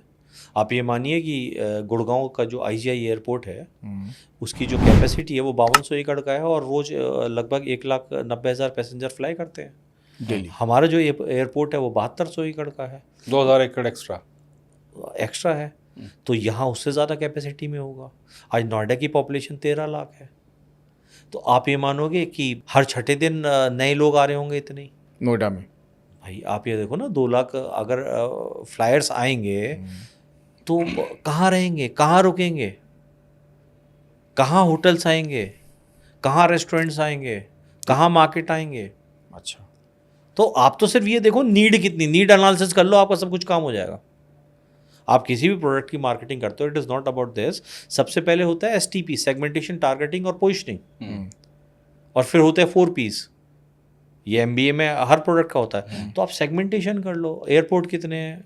इंडिया का बेस्ट एयरपोर्ट, एशिया का बेस्ट एयरपोर्ट जेवर एशिया का सबसे बड़ा एयरपोर्ट। मतलब जेवर होने से फुटफॉल बढ़ेगा, फुटफॉल बढ़ेगा तो होटल्स आएंगे, रेस्टोरेंट आएंगे, शॉपिंग आएंगे जी, वो लोग स्टूडियो अपार्टमेंट में आके रहेंगे भी। स्टूडियो अपार्टमेंट्स में लेंगे, वहाँ मॉल्स में शॉपिंग करेंगे, वहाँ स्टे करेंगे। आपका आज आप ये मानो कि आज ना दुबई सिर्फ ट्रेडिंग होती है, दुबई में IT नहीं है। हमारे यहाँ लगभग 2.5 से 3 लाख बच्चा आता है पढ़ने, हाँ, नोएडा, ग्रेटर नोएडा में। बिल्कुल आता है। काउंसलिंग करने उनके पेरेंट्स आते हैं, और एक बार नहीं आते, 2-2, 3-3 बार आते हैं। एडमिशन हो जाता है, साल में 4 बार आते हैं। कहाँ रुकेंगे? सिर्फ नोएडा में 3 होटल हैं बस। हाँ, और वो भी महंगे होंगे। महंगे हैं। अब धीरे धीरे स्टूडियो अपार्टमेंट से होटल्स आ रहे हैं। अच्छा, इसीलिए स्टूडियो अपार्टमेंट का जो कल्चर है वो धीरे धीरे बढ़ता जा रहा है। दूसरी चीज़ क्या है कि स्टूडियो अपार्टमेंट जो है मात्र 30 से 40 हज़ार हैं, और फ्लैट्स हैं 4 लाख। अभी 3 दिन पहले DM नोएडा ने ऑर्डर दे दिया है कि हाँ, हम एक सर्वे करेंगे, क्योंकि रेजिडेंशियल बिल्डिंग में डेली की बिलिंग नहीं हो सकती। इसको लेके अभी एक डिस्प्यूट हुआ है, परसों हुआ। हाँ, परसों मैं न्यूज़पेपर पढ़ा। क्या है वो? अभी तक क्या हो रहा है कि रेजिडेंशियल सोसाइटी में, रेजिडेंशियल सोसाइटी क्या है, रेजिडेंशियल लैंड पे है, वहाँ कमर्शियल एक्टिविटी आप कर नहीं सकते। नहीं, 1 महीने 11 महीने से कम किराए पे नहीं दे सकते, 1 महीने के। कुछ लोग क्या कर रहे हैं कि वो जो रेजिडेंशियल स्टूडियो है, रेजिडेंशियल फ्लैट है, वो डेली की बिलिंग कर रहे हैं, होटल की तरह यूज कर होटल रहे हैं, BNB पर। हाँ, उसके लिए सोसाइटी के लिए एक थ्रेट है भाई। रोज नए लोग आ रहे हैं, कौन है, क्या बैकग्राउंड है, कौन चेक करेगा, बच्चे हैं, वाइफ हैं, गाड़ियां हैं, कौन आ रहा है। तो ये परसों उन्होंने कहा है कि इसे हम चेक करेंगे, और सिर्फ कमर्शियल प्रॉपर्टी में ही ये सब होना चाहिए। अच्छा, मतलब रेसिडेंशियल के अंडर अगर जो स्टूडियो बना रहा है उसको क्योंकि जनरली कमर्शियल का क्या हो रहा है, उसके सिक्योरिटी लेवल अलग होता है, मार्केट अलग होता है, उसकी एंट्री अलग रहती है, तो वो it is planned in that way कि उसमें थ्रेट नहीं होता। रेजिडेंशियल में तो टावर्स वही हैं, वहीं घूम रहे हैं, बाहर के लोग आ रहे हैं। अभी हम जेवर एयरपोर्ट की बात कर रहे थे जी, तो एक न्यूज़ और मैंने सुनी, पढ़ी, आपने पढ़ी होगी, आप तो इसी में है कि जेवर एयरपोर्ट के सर्टेन किलोमीटर्स के दायरे में कंस्ट्रक्शन बैन 10 किलोमीटर 10 किलोमीटर के दायरे में 20 किलोमीटर के लोगों ने जेवर एयरपोर्ट के पास बड़े महंगे मुंह दामों पे प्रॉपर्टी खरीदी। तो क्या उनका पैसा डूब गया? इसकी इनसाइड स्टोरी क्या है? धर्मेंद्र जी, आपको क्या लगता है कि अगर लॉ स्ट्रिक्ट होते हैं तो वैल्यू प्रॉपर्टी बढ़ती है, घटती है? बढ़ती है, ऑब्वियसली बढ़ेगी। Dubai is the biggest example. तो ये तो बेटर हुआ है। लेकिन ये उन्होंने कहा है कि देखिए वहाँ एयरपोर्ट आ रहा है, सेंसिटिव जोन है, वहाँ अगर आप पेड़ भी लगाओगे तो आपको परमिशन लेनी है। अच्छा, बिल्डिंग की हाइट भी आपको परमिशन लेनी है। दैट मीन्स अब सब कुछ लीगल होगा। अब तक जो हमारे कस्टमर्स के साथ बहुत धोखाधड़ी बहुत हुई हुआ थी हुआ। जेवर में हाँ। 20 किलोमीटर की रेडियस में, अब नहीं हो सकता। अब सबको पता चल गया कि भैया मुझे एयरपोर्ट अथॉरिटी से परमिशन लेनी है हाँ। या उनकी लोकल अथॉरिटी से परमिशन लेनी है। तो अब तो बहुत अच्छा हुआ है। ये तो देखने का तरीका है। आप कह रहे हो आधा गिलास खाली, मैं कह रहा भाई आधा गिलास तो कम से कम पानी तो है। लेकिन तो रूल्स हमेशा एक अच्छे, जब तक रियल एस्टेट में रेरा नहीं था तो ये सारी प्रॉब्लम हो रही थी, जब तक ट्राई नहीं था फोन में बड़ी दिक्कतें हो रही थी, अभी इंश्योरेंस में एजेंसी IRDA नहीं थी तो दिक्कत। तो जितनी नॉर्म्स आ रही हैं दैट मीन्स ये इंपॉर्टेंट एरियाज हैं गवर्नमेंट के लिए, एयरपोर्ट के लिए, तो इसीलिए लॉ बन रहे हैं। लेकिन 10 किलोमीटर रेंज के बाहर तो फिर तो वो फ्रॉड होगा ना। नहीं क्यों होगा? 20 किलोमीटर की उन्होंने बोला है। चलिए ठीक है, 20 किलोमीटर रेडियस में, उसके बाहर उसके बाहर क्यों होगा भाई? अगर आपको एक बार पता चल गया कि आज इधर ये हो रहा है तो अगली बार तो आप भी देखोगे ना कि यार इस तरह का फ्रॉड होता है। ठीक है, पुलिस प्रशासन लेकिन अपना जिन्होंने काम ले कर रहे लिया हैं। उनका तो पैसा डूबा होगा ना। नहीं, क्यों डूबा? नहीं, जिन्होंने इलीगल चीज ली है उनका तो आगे ना मैं पीछे उन्हीं होना की था। बात कह रहा हूँ। आप ये मानिए नीलमणि जी कि आज पेट्रोल 90 रुपए लीटर, 100 रुपए लीटर जो भी है, अगर कोई मुझे 20 रुपए लीटर दे रहा है तो मुझे भी तो सोचना पड़ेगा इतना सस्ता क्यों दे रहा है। और ये लोगों ने अगर सोचा अगर नहीं वहां होता। अथॉरिटी के प्लॉट ये आज तो आप सही कह रहे हैं। ये रीसेल हो रहे हैं 80-90 हज़ार रुपए पे रीसेल हो रहे हैं, तो 20-30 हज़ार रुपए में हम क्यों वो कर रहे हैं? ये हमें भी देखना पड़ेगा। सारी जिम्मेदारी सिर्फ अथॉरिटी और बिल्डर और सरकार की नहीं हो सकती। लालच पे कंट्रोल रखना होगा अपने बेसिकली। ठीक है, और ये बेसिकली आप ये मानिए ये सारे हमारे वो भाई बहन हैं जो गांव से नए नए निकल के आए हैं, 10-15-20 लाख, और उनके दिमाग में होता है कि फ्लैट में तो हम नहीं रहेंगे। भाई फ्लैट में तो रहना फाइनेंशियली मजबूरी भी है और एक लेवल के बाद सुविधा भी है।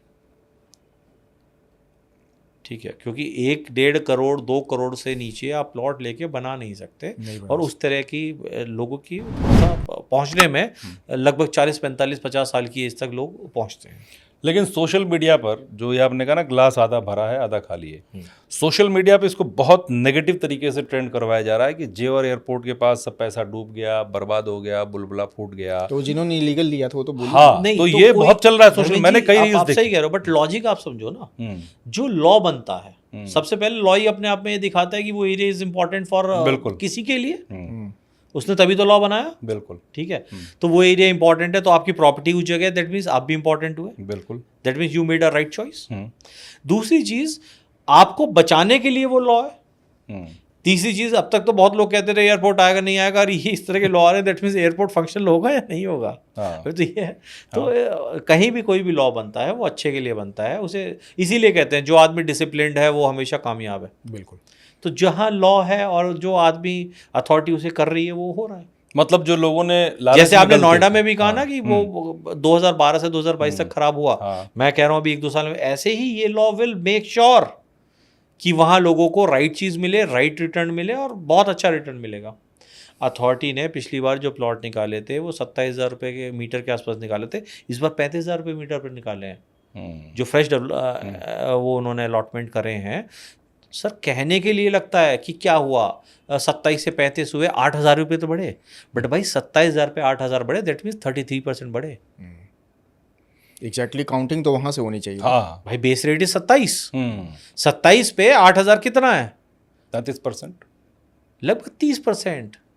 30% अथॉरिटी ने रेट बढ़ा दिए, डिमांड इज देयर। अच्छा, 30% बहुत होता है। अब हो गया। अब आप मेरी मदद कीजिए कि मुझे कुछ लेना है जी, तो आप उसमें क्या मदद करते हो लोगों की? आप अपने बारे में बताइए कि आप क्या करते हैं। हम नीलमणि जी हम क्या करते हैं, हम क्लाइंटों को पूरा डेवलपमेंट बता। देखिए मैं आपको बताता हूँ, I belong to a very middle class family. 2 साल गवर्नमेंट जॉब करी है, बहुत कॉम्पिटिटिव एग्जाम्स दिए हैं, after that I did MBA, और MBA करने के बाद I entered into this field. मुझे ये समझ में आया कि अगर हम कुछ बेसिक को फॉलो कर लें, जैसे मेरा टाइम फ्रेम 4 से 5 साल का होना चाहिए कम से कम, 100% पेइंग कैपेसिटी होनी चाहिए। ऐसा नहीं कि मैंने 1 करोड़ की चीज़ खरीद लो, जेब में 10 लाख रुपए और लोन भी नहीं होना। तो अगर हम बेसिक अपना रखें और सिर्फ हम ये देख लें कि इंडस्ट्रियल मूवमेंट कहाँ है, भाई इंडस्ट्री आएगी वहाँ यंग ब्लड आएगा, यंग ब्लड आएगा तो वो भी लेंगे। तो अगर हम ये 3-4 छोटी छोटी चीज़ें मार्क कर ले तो हम नोएडा या गौतम बुद्ध नगर में या कहीं भी प्रॉपर्टी में नुकसान नहीं खाएंगे। हमारा दर्शक अगर आपसे सलाह करना चाहे तो कर सकता है? बिल्कुल कर सकते हैं, that too free of cost. Free of cost. हाँ, देखिए होता क्या है नीलमणि जी, आज जनरली कस्टमर क्या करते हैं, वो बिल्डर के पास जाते हैं, और मैं किसी बिल्डर की सेल्स टीम को डिफेम नहीं कर रहा और ना वो कर रहा हूँ, बट उन्हें सिर्फ अपना आइडिया होता है, वो अपने प्रोजेक्ट को बता सकता है, क्लब हाउस में ये ला रहे हैं वो ला रहे हैं, बट वो ये नहीं बता सकता कि यहाँ से 5 किलोमीटर के अंदर क्या क्या डेवलपमेंट चल रहा है, अच्छा। और कौन कौन से बिल्डर आ रहे हैं, उनका क्या रेट है। ठीक है, जैसे शेयर मार्केट में आप ये मानिए कि 90% लोग पैसा कमाते हैं, बट 10% तो कमाते हैं ना। बिल्कुल कमाते। वो 10% लोग वो होते हैं जो वो उसे आई करते हैं कि गैप कहाँ बन रहा है। ऐसे ही आप रियल एस्टेट में आप मुझे भी मान लो कि मैं 10% में हूँ, तो मुझे ये पता है कि इस प्रोजेक्ट में यहाँ गैप बन रहा है, यहाँ आज रेट कम है, इन्वेंट्री अच्छी मिल रही है, पेमेंट प्लान इज गुड। कई जगह पेमेंट प्लान 2080 होता है, अभी गोदरेज ने 2080 का पेमेंट प्लान निकाला, 20% पैसा दो 1 करोड़ में फ्लैट का 20 लाख, और 3 साल बाद बाकी 80 लाख देना। भाई 20 लाख पे 20 लाख तो 3 साल बाद आ जाएंगे, तो अपने आप बढ़ जाएगा। रेडी टू मूव प्रॉपर्टी सबसे ज्यादा। अगर मेरा दर्शक आपको कॉल करे तो क्या मतलब उसके कोई चार्जेस तो नहीं है? नहीं, कोई चार्जेस नहीं है, feel free to come, we will sit on master plan of Noida, Gautam Buddh Nagar and Yamuna expressway. तो बाइक मतलब फोन पे बात हो सकती है या आना फोन पे बात करिए, बट मैं फिर ये कहूंगा कि आप ना देखिए प्रॉपर्टी बाइंग का क्या है, मैं 20 साल से और नहीं, प्रॉपर्टी बाइंग नहीं, उसको एडवाइस लेना। नहीं, मैं आपको दूसरी बात जी। प्रॉपर्टी बाइंग में लगभग 8 से 10 घंटे का समय लगता है। ठीक है, वो आप 2 दिन में दीजिए या 20 साल में दीजिए। जो जो ऑप्शंस है वो देखना है, कहाँ क्या डेवलपमेंट आ रहा है वो देखना है, और कितना पैसा देना है, क्या मिल रहा है। उसके लिए आपको 3-4 घंटे मेरे जैसे किसी कंसल्टेंट से बात करनी है, सारी लोकेशंस देखनी है। आप सबसे पहले एक लोकेशन चूज करिए, ये नहीं कि मुझे एक बिल्डर है ना, बिल्डर की बात ही मत करो। नहीं, वो तो आप सारी चीजें बता दोगे। अब वो जो 3-4 घंटे आपने बोला ना, अब वो 3-4 घंटे के कई लोग चार्ज कर लेते हैं, इसलिए मैं आपसे कह रहा हूं। हमारा कोई चार्ज नहीं है, हमारा इंफ्रास्ट्रक्चर बेस्ट है, 400 लोगों की टीम है। अच्छा। And we have a huge office, we have all the master plans. बहुत सारे बिल्डर्स हमारे ऑफिस में एट अ टाइम रहते हैं, तो आप आइए, हम आपको बताते हैं कि कहाँ का क्या क्या। देखिए सबसे इम्पोर्टेंट क्या है नीलमणि जी, कंपैरिजन थोड़ा सा कर देता हूँ, एक थोड़ा सा नेगेटिव है, एक थोड़ा सा पॉजिटिव है, फिर बताता हूँ। आप मुझे मानिए, we are like a restaurant. आप मेरे पास सुबह आए, आपने बोला कहा दीपक जी मुझे चाइनीज़ खाना है, क्या ऑप्शन है? ये सर ऑप्शन है, फ्राइड राइस है, ये है।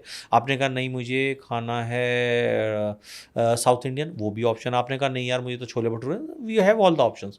बट अगर आपके ब्लड बीपी ज़्यादा है तो मैं कम नमक कर दूंगा, शुगर ज़्यादा है तो कम चीनी कर दूंगा। दूसरा is we are like hospital, we have all the options. Blood test करवाना है वहाँ चले जाइए, हड्डी के डॉक्टर से मिलना है वहाँ चले जाइए, कोई और दिक्कत है तो यहाँ चले जाइए, we have all the options. ये तो बहुत अच्छी बात है कि अगर जिसके पास जेब में जितना पैसा है उस हिसाब से अगर वो प्लान कर रहा है। बात पैसे की नहीं, आप समझिए। कुछ लोग आते हैं कहते हैं जी मुझे अपने रहने के लिए घर चाहिए। बिल्कुल चाहिए भाई साहब, आप घर लीजिए। कहाँ कहाँ है ये ऑप्शंस है। बट हाँ, मेरा ये है कि अगर प्रॉपर्टी की कीमत नहीं बढ़ रही ना नीलमणि जी, ये आपके माध्यम से बताना चाहूँगा, अगर आपको लगे कि इसकी प्रॉपर्टी की कीमत नहीं बढ़नी तो कभी खरीदिए मत, इट्स अ ब्लॉक इन्वेस्टमेंट। फिर 3% रेंटल पे आप ले लो। भाई 3 करोड़ का फ्लैट है, सही बात, उस पर 70,000 रुपये का रेंटल आ रहा है, 70 × 12, तो मैं रेंट पे ले लूँ 2-3% पे, फिर उसके लिए मैं 8% बैंक को पे करूँ, और मैं कोई छोटे छोटे सपने, अच्छे बच्चों को अच्छे हॉलीडे पे ना ले जा पाऊँ, अच्छे मैं स्कूल में ना पढ़ा पाऊँ, अच्छी गाड़ी ना ले पाऊँ, अच्छे कपड़े ना पहन पाऊँ। क्यों? क्योंकि मैंने सिर्फ एक फ्लैट ओन किया है और मैंने जिद करके ओन किया है। तो ऐसी जिद नहीं करनी चाहिए प्राइवेट लाइफ में।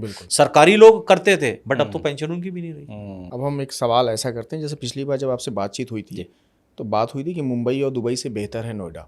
जी। तो प्रॉपर्टीज़ में लग्जरी प्रॉपर्टीज़ की बात हो रही थी। लग्जरी सेगमेंट में नोएडा में बहुत ज़्यादा धीरे धीरे लोग एंट्री कर रहे हैं। मुंबई से बेहतर है, दुबई से बेहतर है, पुणे से बेहतर है, गुड़गांव से बेहतर है। तो क्या कोई डेवलपमेंट और कुछ हुआ है इसमें? आपको मैं 2-3 डेवलपमेंट बताता हूँ जिससे आप कोरिलेट कर लोगे। सेक्टर 94 में Trump tower is coming. Trump tower, ये डोनाल्ड ट्रम्प वाला है? डोनाल्ड ट्रम्प वाले। अच्छा, ठीक है। 94 तो 94 सेंटर ऑफ नोएडा के पास ही है? नहीं, 94 है कालिंदी कुंज के पास। ठीक है, मतलब हार्डली जिसे हम डाउनटाउन ऑफ नोएडा बोलते हैं, 0 वही। किलोमीटर फ्रॉम साउथ दिल्ली है, वहाँ आ रहा है। क्या प्राइस रेंज होगा? प्राइस उसकी 18-20 करोड़ से स्टार्टिंग है। Specification will be different and Trump tower अलग है। ठीक है। दूसरा, ऐसा तो नहीं कि वो बिक गया, ऐसा कुछ तो नहीं है, पता चला नहीं, आप ये मानिए कि अच्छी यूनिट्स अवेलेबल नहीं होंगी। हाँ, देखिए 18-20 करोड़ की प्रॉपर्टी में अच्छी यूनिट्स अवेलेबल नहीं होंगी। आप धर्मेश जी ये मानिए जो दिल्ली में 100, 150, 200 करोड़ की कोठियों में रह रहे हैं जहाँ कोई सुविधा नहीं है और उनकी जेवर के आसपास फैक्ट्रीज हैं, तो उन्हें आना है, उन्हें सुविधा चाहिए, उन्हें अच्छी गाड़ी चलने के लिए पार्किंग चाहिए, उन्हें क्लब हाउसेज चाहिए। आपके लिए और मेरे लिए कॉमन हो सकता है, बट दिल्ली में जाके देखिए क्लब कितने लोग यूज कर रहे हैं, सही बात। पार्किंग तक नहीं है, अच्छी अच्छी कोठियाँ पार्किंग तो बहुत दिक्कत है Parking भाई, बड़ी दिल्ली में प्रॉब्लम तो। है। ठीक है, लेकिन मध्यम वर्ग के लिए तो कुछ बचेगा नहीं ट्रम्प टावर में। नहीं मध्यम वर्ग के लिए तो वर्ग तो और चीज़ है है ही ना। नहीं, कुछ और होगा। कुछ और होगा। ठीक है, आपने और मैंने साउथ दिल्ली में कहा, हम भी तो मध्यम वर्ग से हैं, हमने भी तो लिया, बट हमें अपने अकॉर्डिंगली प्लान करना है।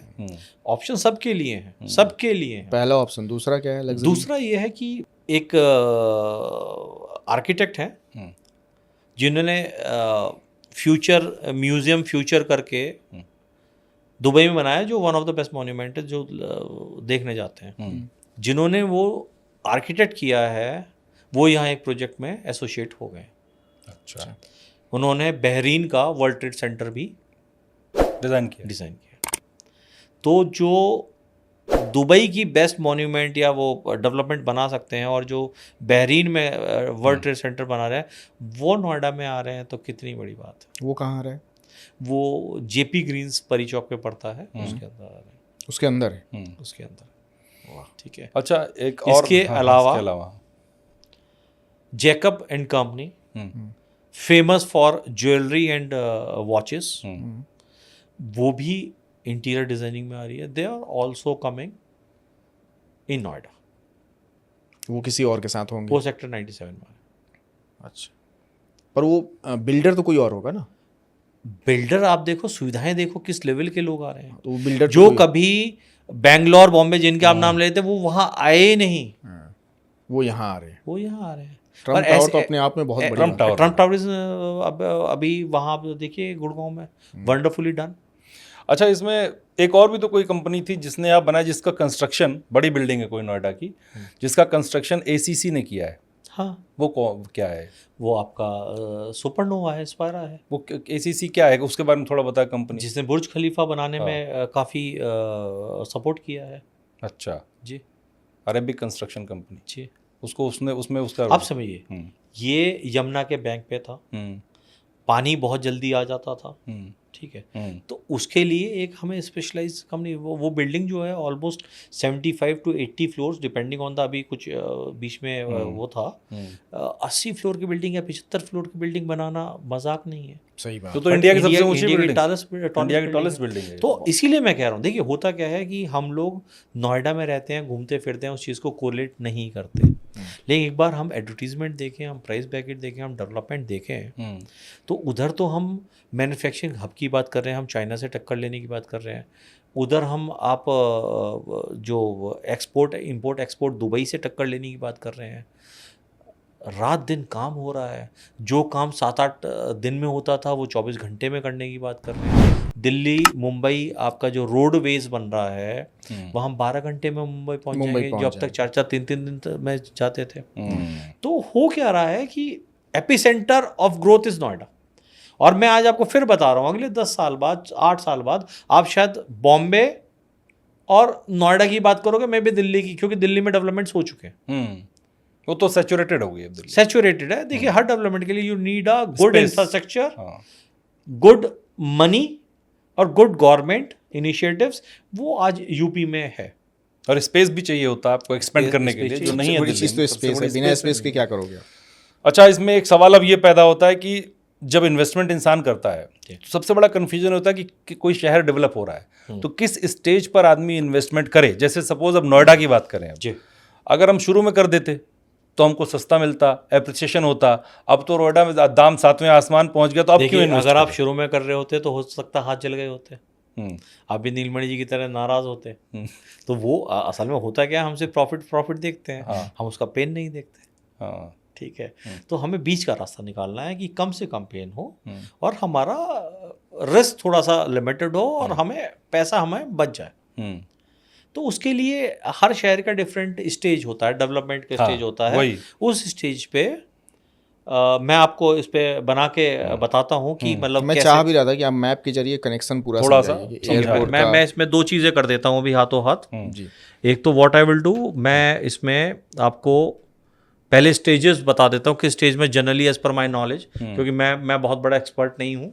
नहीं, मेरे मुताबिक अगर 20 साल आपने दिए हैं इस पे तो आपके पास एक्सपर्ट पूरा होगा। नहीं नहीं ऐसा ना कि एक्सपर्टीज है, इसीलिए शायद आप यहाँ बैठे हैं। तो इसमें धर्मेंद्र जी आपके माध्यम से मैं बता देता हूँ कि इसमें ना कुछ पॉइंट्स होते हैं जहाँ हमें किस लेवल पे क्या करना चाहिए। हमें सबसे पहले देखना चाहिए कि गवर्नमेंट का इनिशिएटिव क्या है। गवर्नमेंट ने इनिशिएट किया, ठीक है, इनिशिएट किया तो बहुत सारे इंडस्ट्रियलिस्ट होते हैं जो ऐसी गवर्नमेंट के इनिशिएशंस बहुत स्टेट में देख चुके हैं। तो यहाँ सबसे पहले वो बाइंग करते हैं, कुछ वो करते हैं आपका इंडस्ट्रियल प्लॉट्स।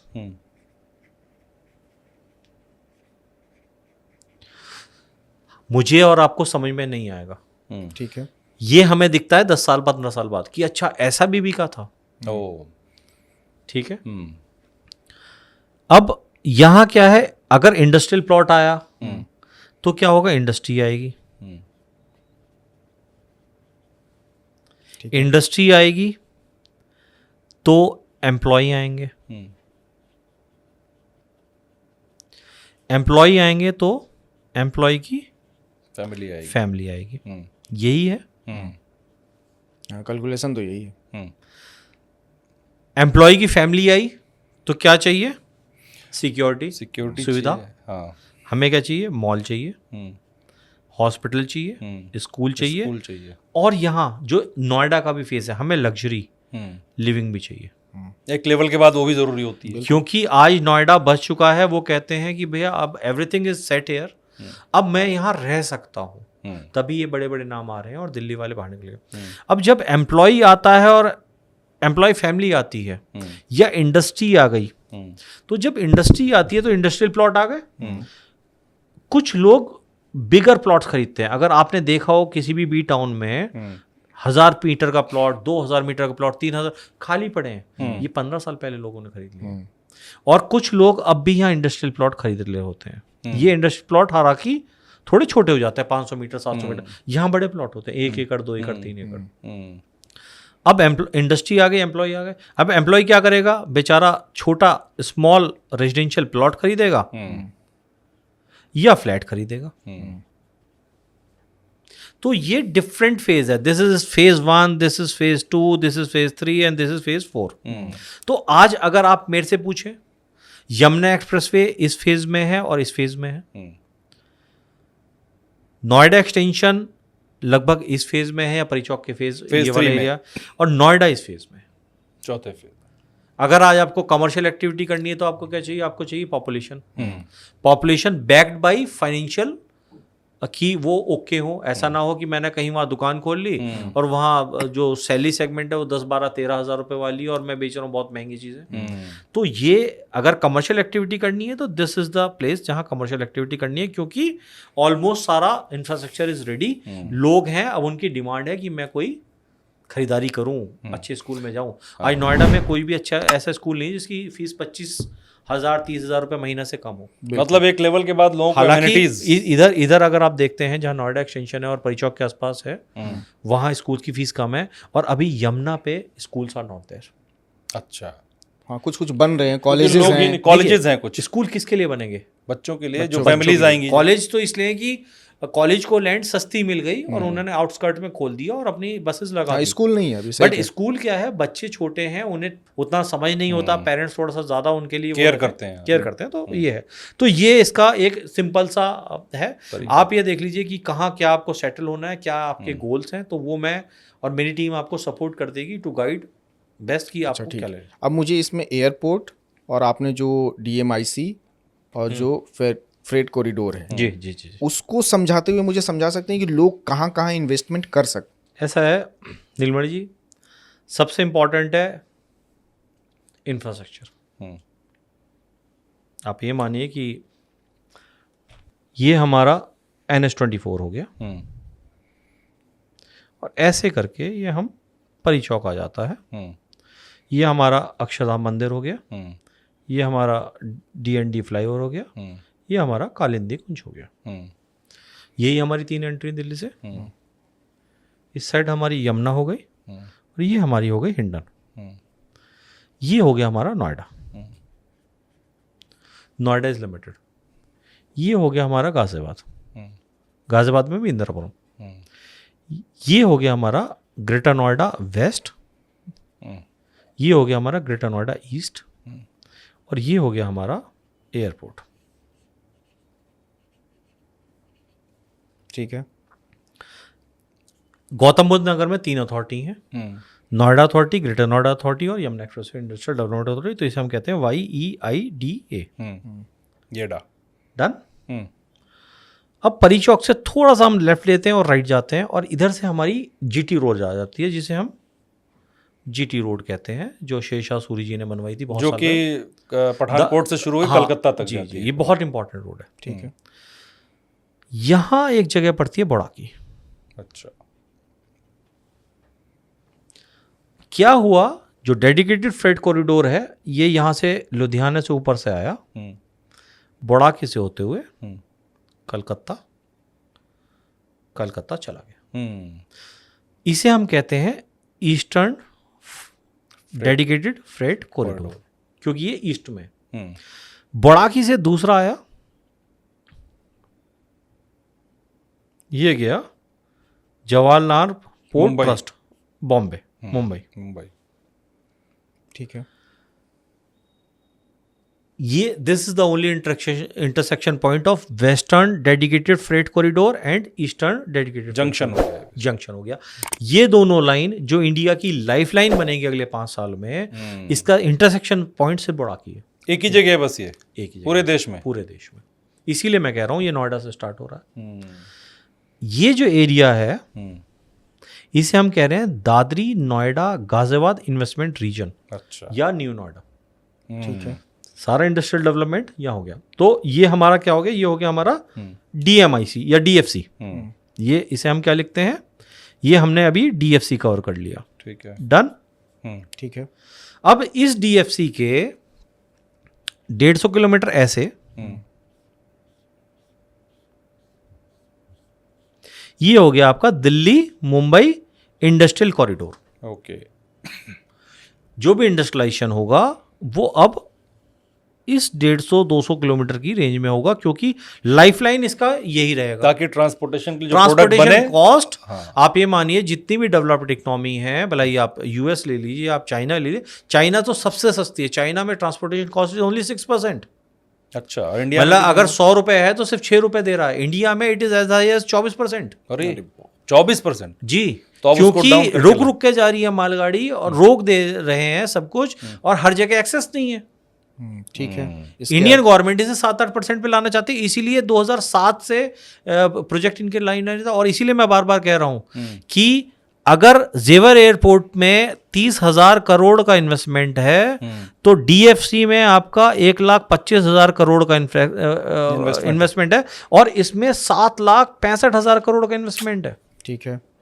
6-7 गुना ज्यादा इन्वेस्टमेंट है उससे, DFC से, एयरपोर्ट से तो कई गुना ज्यादा। हाँ। तो हमें ये समझना पड़ेगा कि ये जो इन्वेस्टमेंट रीजन है जिसे हम न्यू नोएडा कह रहे हैं, ये स्टार्टिंग पॉइंट है। यहाँ से ये यहाँ जा रहा है। आज सारे इंडस्ट्रियलाइजेशन यहाँ होना है, सब कुछ यहाँ होना है। जितनी बड़ी बड़ी यूनिट्स हैं वो सारी इसी उस पे आ रही हैं। अच्छा, मैं एक चीज़ और समझ पा रहा हूँ इसमें, जो सामान पूरब से पश्चिम जाना होगा या पश्चिम से पूरब, उसका इंटरसेक्शन यहाँ है। इंटरसेक्शन, तो तुम जो आप सवाल पूछ रहे थे, नोएडा इसी जगह पर ये इंटरसेक्शन पे चेंज होगा। मालगाड़ी यहाँ से उतार के वहाँ, वहाँ से उतार के यहाँ। आपके ट्रक्स लद के आएंगे। हाँ। इसमें ट्रक्स निकल जाएंगे। अब इसमें आपका बहुत, मतलब आप ये मान लीजिए, मैं बार बार वही बोल रहा हूँ कि लगभग 5 लाख ट्रक जो काम करते थे वो अब एक दिन में ये ट्रेन काम करेगी। मतलब जो सामान कलकत्ता से आया तो आप मुंबई जाना आप लोडिंग अनलोडिंग की कॉस्ट निकालिए, तो बुड़ाकी आकर के उतरेगा सामान और वहां से दूसरी मालगाड़ी भी जाएगा और मुंबई।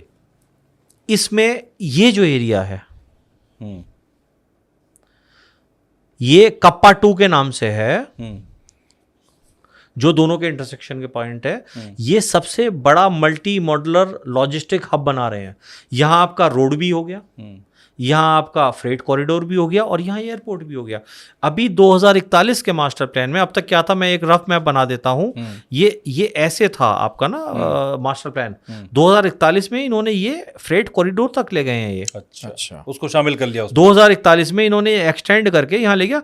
तो ये यहाँ चोला करके एक रेलवे स्टेशन है। तो चोला से लेके मल्टी मॉडल लॉजिस्टिक हब तक ये सारा इतना मूवमेंट होएगा, इतनी जॉब्स क्रिएशन होगी।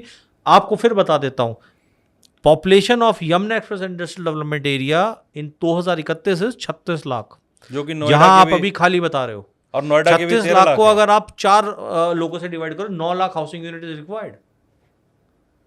पर मेरा सवाल फिर से यही आएगा कि 9 लाख रिक्वायर्ड तो है, लेकिन सरकार को थोड़ा इस पे ध्यान देना चाहिए कि लोगों के साथ फ्रॉड ना हो।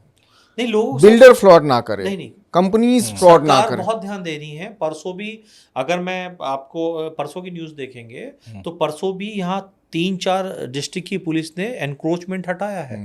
बट फिर मैं वही कह रहा हूँ, जहाँ 80,000 रुपये का रेट चल रहा है, जहाँ डीजल का रेट 90-95 रुपये है, वहाँ अगर आपको 10 रुपये में कोई दे रहा है और आप ले रहे हो, तो उसमें सरकार देखिए, पॉपुलेशन अगर हमारी शक्ति है इंडिया की, तो ये कमी भी है। नहीं, वो वाली बात तो आप सही कह रहे हैं बिल्कुल, कि भाई जहाँ पे वही ध्यान रखना है। और जो भी करें आप अथॉरिटी से बात करें आप। क्योंकि देखिए, नोएडा, ग्रेटर नोएडा या गौतम बुद्ध नगर में बड़ा सिंपल है, एवरीथिंग इज प्लान्ड। यहाँ कोई भी ऐसा गांव नहीं है जिसकी जमीन एक्वायर्ड नहीं है या गवर्नमेंट ने उसके लिए नहीं सोचा। आप मास्टर प्लान में उठा के देख लीजिए, सब कुछ दिखता है। कहीं स्कूल है तो सारे स्कूल्स हैं, कहीं आईटी है तो सारी आईटीज हैं। अब अगर आप उसे भी, उसके मास्टर प्लान को भी इग्नोर कर रहे हैं, that means you asking for trouble. Master plan को इग्नोर नहीं कर रहे हैं। जो बिल्डर फ्लैट्स बनाए, जो कमर्शियल एक्टिविटीज हो, वो समय पे डिलीवर्ड हो जाएंगी, बस इसके लिए सरकार। अब तक क्या था कि 9 साल का टाइम था, अब तो बिल्डर ही वो आ रहे हैं जिन्हें 100% पैसा दे दिया। अब तक क्या हो रहा था, आपके 100 रुपए लग रहे थे, वो भी 9 साल में लगते। नहीं, आपने एक बात बीच में बहुत अच्छी कही कि 2 साल के अंदर सारी समस्याएं खत्म हो जाएगी, क्योंकि अब जो भी बिल्डर्स आ रहे हैं, अथॉरिटी कह रही है आप 100% पे करो। ये सबसे बड़ी बात है। तो आज पहले जो है, पहले आपका अगर 500 करोड़ का प्रोजेक्ट था तो आप 50 करोड़ रुपए लगा के प्रोजेक्ट स्टार्ट कर पा रहे थे। आज 500 के 500 आप लगा के दे रहे हो। अच्छा, इसका नेगेटिव थोड़ा सा इंपैक्ट क्या है कि अब 500 की कॉस्टिंग पे ब्याज दे रहा है, तो वो थोड़ा सा आपसे चार्ज ज्यादा लेगा। इसीलिए रिसेंटली आप कह रहे हो रेट बढ़ गया। रेट बढ़ा नहीं है, करेक्शन हुआ है सर। लेकिन लोगों को निश्चिंत होने की जरूरत है कि अब जो भी नया प्रोजेक्ट आ रहा है, आप अच्छा देखिए, हर चीज फ्री होके इसकी भी 2-3 चीजें हैं नीलमणि जी। आप लोन लीजिए, जिन बिल्डर्स की आप बात कर रहे हैं उन पर लोन नहीं मिल रहे। आप ऐसी प्रॉपर्टी मत लो जिस पे लोन नहीं होता। ये बड़ी लोन, फिर लोन लेने वाली प्रॉपर्टी भी फंसे हुए हैं। नहीं, वो कुछ और कारण थे, अब बैंक लोन नहीं दे रहा। देखिए, जो हो गया उसे छोड़िए, होने को तो ये भी हो गया। सेक्टर 18 में मैंने आपने 5-5 लाख के प्लॉट ले लिए होते, आज 10 करोड़ के हो गए होते। जो हो गया उसे छोड़ो। अच्छा, बहुत सारी जो प्रॉब्लम्स की बात हो रही थी, बहुत लोग ऐसे हैं जिन्होंने उस जमाने में लिया फ्लैट, उनके एनसीएलटी में फंसे हुए हैं जी। बहुत सारी कंपनियां, बिल्डर चले गए दिवालिया घोषित होकर। अब जिन लोगों के फ्लैट वहां फंसे हुए हैं, उनके लिए क्या एडवाइस देंगे आप? मैं कहूँगा उनके साथ रहिए। एक तो पहले हम कुछ कर नहीं सकते, दूसरा NCLT is there to help you out. ठीक है, अभी आम्रपाली में एनसीएलटी ने एनबीसीसी को अपॉइंट कर दिया, सुप्रीम कोर्ट ने, सबको घर मिल गए। अच्छा। हालांकि लोग अब भी कह रहे हैं कि एनबीसीसी ने अच्छी कंस्ट्रक्शन की थी, बट भाई आपने 3,000 का फ्लैट लिया था, 7,000 रुपये 8,000 रुपये आपको पोजीशन में मिल गया और रीसेल भी हो रहा है। देखिए, फिर मैं आपसे कहूँगा कि गवर्नमेंट बहुत कर रही है, अथॉरिटी बहुत कर रही है, और builders are also doing too. उसमें हुआ क्या धर्मेंद्र जी, बेसिक चीज़ बताता हूँ। नोएडा में अगर इतनी डिमांड 2013, 14, 15 में होती है, इस तरह की डेवलपमेंट होती है, तो बाहर का नया ब्लड आता। अब तक क्या हो रहा था, नोएडा में नोएडा के लोग ही खरीद रहे थे। भाई किसी का बेटा सिंगापुर रहता है, पापा बराबर में एक मकान खरीद, उसने खरीद लिया। अब ऐसा पहली बार हो रहा है कि Fortune 500 companies are coming. Delhi Mumbai industrial corridor आपका शुरू हो रहा है। कितनी बड़ी बात है कि इंडिया के टॉप, गवर्नमेंट के टॉप के 5-8 प्रोजेक्ट लीजिए, उसमें से 4 प्रोजेक्ट आपका ये नोएडा में है। तो यहाँ तो भरमार है। गुड़गांव में सिर्फ एयरपोर्ट है और NH8 है, इसकी वजह से डेवलप, मारुति ने डेवलप करवा दिया। नोएडा में तो ऐसे हजारों चीज आ रही हैं। तो आप, मैं फिर बार बार कह रहा हूं कि आप किसी से भी लीजिए, नोएडा में लीजिए, क्लीन प्रॉपर्टी लीजिए, विद लोन जाइए। ठीक है, अगर आपके पास घर नहीं है तो घर खरीदिए, नहीं है और अगर आप प्राइवेट में है मेरी तरह और लगता है तो कमर्शियल प्रॉपर्टी लीजिए। बहुत सारे ऑप्शन है, it's a very right time to buy a property. ठीक है, तो कोई अगर फार्म हाउस लेना चाहता है नोएडा में, तो बहुत नोएडा में फार्म हाउस लीगल नहीं है। नहीं लेना है। नोएडा में फार्म हाउस लीगल नहीं है। बहुत सारे ऐड, बहुत सारे देखिए पंपलेट मैं आपको लेके बताता लोग हूँ, खड़े वो फार्म रहते हाउस नहीं है, वो फार्म लैंड है, एग्रीकल्चर लैंड है। हैं। ठीक है। एक ज़मीन, एक नदी होती है, नदी का पानी का फ्लो अपना रास्ता चेंज करता है। उस पानी के फ्लो को कंट्रोल करने के लिए पुश्ता बनाया जाता है। हर नदी के दोनों साइड ऊंची ऊंची वो बांध होते हैं, बांध basically। बांध बनाते हैं, पुश्ता कहते हैं वैसे, बांध तो डिफरेंट होता है, डैम होता है, पुश्ता बनाते हैं। पुश्ते के अंदर का जो यूज है वो एग्रीकल्चर है। तो कुछ लोग वो एग्रीकल्चर लैंड बेच रहे हैं, एक बीघे 1008 गज, और बहुत सस्ते रेट पे 4000 5000 मतलब 40-50 लाख में बिका दे रहे। तो वो फार्म हाउस नहीं है, वो फार्म लैंड है। और उसमें भी एनजीटी में बहुत सारे लोग गए हैं, वो डेमोलिश हो रहे हैं बहुत सारी चीज़ें। अब नहीं होना ये सब। तब हुआ था जब डिमांड नहीं थी, लोगों का काम नहीं चल रहा था, लोग बेच रहे थे, लोग खरीद रहे थे। लेकिन अभी भी खूबसूरत फार्म हाउस बहुत बने हुए हैं, मैं खुद गया हूँ। बने हुए हैं ना, उन पे सब पे नोटिस जा चुके हैं, कहीं डेमोलिश हो चुके हैं, बुलडोजर चल रहे हैं, कहीं आगे हो जाएंगे। तो आने वाले समय खराब है उनका। भाई पीछे पानी आया था और पूरे पानी में हो गया था। हाँ, लास्ट टाइम यमुना में बाढ़ आई थी लास्ट टाइम। यमुना में अभी भी लोग बहुत एनजीटी वाले जा रहे हैं, वो कह रहे हैं यमुना का फ्लो, बल्कि ये तक भी बात हो रही है कि बहुत सारी नदियां मिला दी जाए यमुना में इसके पानी क्लीन करने के लिए। तो आगे पानी का फ्लो होगा तो वहाँ 2.5 फुट से ऊपर आप पक्का कंस्ट्रक्शन नहीं कर सकते, और कोई ऐसा कंस्ट्रक्शन नहीं कर सकते जहाँ पानी में रुकावट हो फ्लो में। तो वो हो रहा है। पहले वहाँ पार्टीज बहुत होती थी, अब पार्टीज होनी खत्म हो गई हैं। तो देखिए करेक्शन होता है, जब प्रॉब्लम आती है तो सॉल्यूशन होता है। मतलब वो सब इलीगल है, आप ये कह रहे हैं? वो और नहीं लेना चाहिए किसी हाँ, नहीं लेना चाहिए, क्योंकि जब मैंने 20 साल पहले करियर शुरू किया था तब वो 15-20 लाख के थे, आज 45 लाख के हैं। नहीं, उससे भी ज़्यादा है। मैं तो करोड़ों में लोग ले रहे हैं वहाँ। नहीं तो बड़ा साइज ले, बड़ा साइज। अच्छा, साइज वाइज आपके लैंड का रेट यही है 4500 5000 मैक्सिमम, और 1700 में भी कहते हैं, तो कॉस्ट भी नहीं बढ़ी। अब सेंटीमेंट सर नेगेटिव, मतलब वो जितना भी पैसा लगा रहे हैं वो सब पानी है। पानी में है, पानी है। आपको गाय भैंस पालनी है, दूध पालन करना है तो ले लो, हाँ, तब ठीक है। डेयरी चलानी है। बट फिर भी फिर वही वाली बात है कि नहीं, फार्म लैंड ही लेना है, अगर यूज़ करना है तो ले सकते हैं। फार्म लैंड, हाँ आप ले लो, आप अपने नाम 1 बीघे की रजिस्ट्री करो और आराम से वहाँ ग्रीनरी घास वास लगा लो, कोई दिक्कत नहीं है। ठीक है। बट आप कंस्ट्रक्शन नहीं कर सकते, कमर्शियल यूज नहीं कर सकते, हालांकि लोग कर रहे हैं, बट अभी आपने देखा होगा काफ़ी सारे छापे पड़े हैं, तो वो है। लेकिन फार्म हाउस नहीं है यहाँ पर नोएडा, फार्म हाउस नहीं है, लीगल नहीं कहीं, लीगल नहीं। तो जिसको फार्म हाउस लेना हो नोएडा से बाहर जाए। फार्म हाउस लेना हो तो वो हरियाणा, क्योंकि बहुत से लोग गांव से निकले हुए हैं, वो चाहते हैं वो जीवन एग्जैक्टली इसी वजह से फार्म हाउस हो, अपना शांति से एक कमरा हो, अच्छे से रहें खुले में। बहुत से लोग ऐसे हैं जो वीकेंड में चले जाएं। बिल्कुल बिल्कुल चाहते हैं। हैं, तो उनके लिए क्या ऑप्शन? हमें विद इन द नॉर्म्स रहना चाहिए। नहीं, उनके लिए क्या ऑप्शन? नोएडा में नहीं, नोएडा में लैंड इज़ वेरी स्पेसिफिक कि इस एरिया में ये होगा, फार्म हाउस के लिए कोई स्कोप नहीं है। ठीक है, वो हरियाणा गवर्नमेंट में, हरियाणा में फार्म हाउस है। हालांकि कल काफ़ी फार्म हाउसेज फरीदाबाद और गुड़गांव में भी डेमोलिश हुए हैं, अलग अलग नॉर्म्स हैं। देखिए बड़ी अजीब सी चीज़ है कि नोएडा में लैंड जो अलॉट हुई वो 2008 में हुई, एनजीटी शायद 2009 में फॉर्म हुई। तो एनजीटी ने 2016 में कहा कि यहाँ ओखला बर्ड सेंचुरी बननी है, मतलब 2008 में अलॉट हो गई, 2009 में वो एजेंसी बनी है और 2016 में, तो ये तो है सर, यहाँ हो गया है। बट अब धीरे धीरे सब कुछ सॉर्टेड आउट होना है। मेरा मतलब क्या है सर कि कोई भी यंग ब्लड आए, गुड़गांव अफोर्डेबल नहीं है, गुड़गांव इज़ वेरी एक्सपेंसिव। उसे अपना एक छोटा सा घर खरीदना है तो नोएडा आज वो खरीद ले। उसे अगर फ्यूचर देखना है, डेवलपमेंट इतना आ रहा है, पॉपुलेशन बहुत ज़्यादा बढ़नी है, तो कल को उसका खरीद फरोख्त भी हो जाएगा कमर्शियल एक्टिविटी का। तो राइट है, मतलब ये वो रॉकेट है जो समय जो है ना, बहुत ये अच्छा रॉकेट है जो उड़ेगा, बहुत ऊपर उड़ेगा। बेंगलोर, पुणे कहीं स्टैंड नहीं करेंगे, मुंबई और शायद दिल्ली भी साइडलाइन हो जाएगा, क्योंकि ये जो डेवलपमेंट है दिल्ली से बाहर हो रहा है। तो आज मैं दिल्ली नहीं, आप कैनॉट प्लेस कब गए थे लास्ट टाइम? नहीं, मुझे भी याद नहीं कब। मुझे 2 साल हो गए। हाँ। तो दिल्ली में अब डेवलपमेंट देखिए, जो भी इंडस्ट्रीज आएंगी, इंडस्ट्री का मेन कॉस्ट होता है रेंटल। तो कोई भी कंपनी कैनॉट प्लेस में नहीं है, इन्फोसिस नहीं है, माइक्रोसॉफ्ट नहीं, हो ही नहीं सकती, रेंटल्स आर वेरी हाई। तो वो रेंटल्स के लिए भागता है। गुड़गांव की बहुत सारी कंपनीज आ रही हैं, अभी फॉर्च्यून 500 कंपनीज में बहुत सारी आनी है। तो अगले 10 साल नोएडा के हैं और Noida will be on different level. ठीक है। तो दीपक जी ने सारे जो चीज़ें थी, कन्फ्यूजन था, वो क्लियर किया। और मैं अपने दर्शकों से कह देना चाहता हूँ कि अगर आपके पास अभी भी कोई क्वेरी है, कोई सवाल है, तो आपको नंबर दिया हुआ है स्क्रीन पर दीपक जी का, इनकी टीम है, आप कॉल करिए, अपनी प्रॉब्लम बताइए, मिलिए, कोई कॉस्ट नहीं है, सजेशन की, एडवाइस की कोई चार्जेस नहीं है, आप मिलिए और समझिए। ये बहुत चीज़ों बड़ी को। बात है कि फ्री ऑफ कॉस्ट जो है आपको एडवाइस मिलेगा। आपकी कोई भी परेशानी है, आप कहीं प्लॉट लेके फंस गए हैं, कहीं मकान लेके फंस गए हैं, कहीं फ्लैट लेके फंस गए हैं, तो आप एक बार हाँ, कंसल्ट लीगली जरूर क्या कर सकते हैं उसमें भी हम बता सकते आप लीगली भी बताएं, मतलब एडवाइस आपको मिल सकता है। अगर आपके पास थोड़ी बहुत पूंजी है, आप कहीं इन्वेस्ट करना चाह रहे हैं, तो उसके लिए भी आप इन्वेस्ट कीजिए ना कीजिए, वो वो बात की आपकी बात मर्जी, है, हाँ। लेकिन आप एडवाइस ले सकते हैं। और लेकिन ये मैं गारंटी दे सकता हूँ आपकी कि आपको जो एडवाइस मिलेगी वो जेन्युइन होगी आपको, इसकी गारंटी मैं ले सकता हूँ, बिल्कुल। जितना मैं जानता हूँ दीपक जी को, काफ़ी लंबे समय से जानता हूँ। ठीक है। तो बहुत अच्छा लगा, और दर्शकों से फिर वही रिक्वेस्ट है कि आप चैनल को सब्सक्राइब कर लीजिए, वीडियोज़ को लाइक कीजिए, शेयर कीजिए, कमेंट कीजिए, सजेशंस दीजिए, ताकि हम आगे फिर अच्छा कुछ करने की कोशिश करें उस सजेशन के आधार पर। बिल्कुल। बहुत बहुत धन्यवाद आपका दीपक जी। Thank you. और मुझे लगता है कि फिर से कुछ क्वेरी जनरेट होंगी तो हम अगले महीने फिर आपके साथ एक पॉडकास्ट करना चाहेंगे, थैंक्स, एक नए टॉपिक पर, नए मुद्दों नए मुद्दों पर। Thank you. धन्यवाद।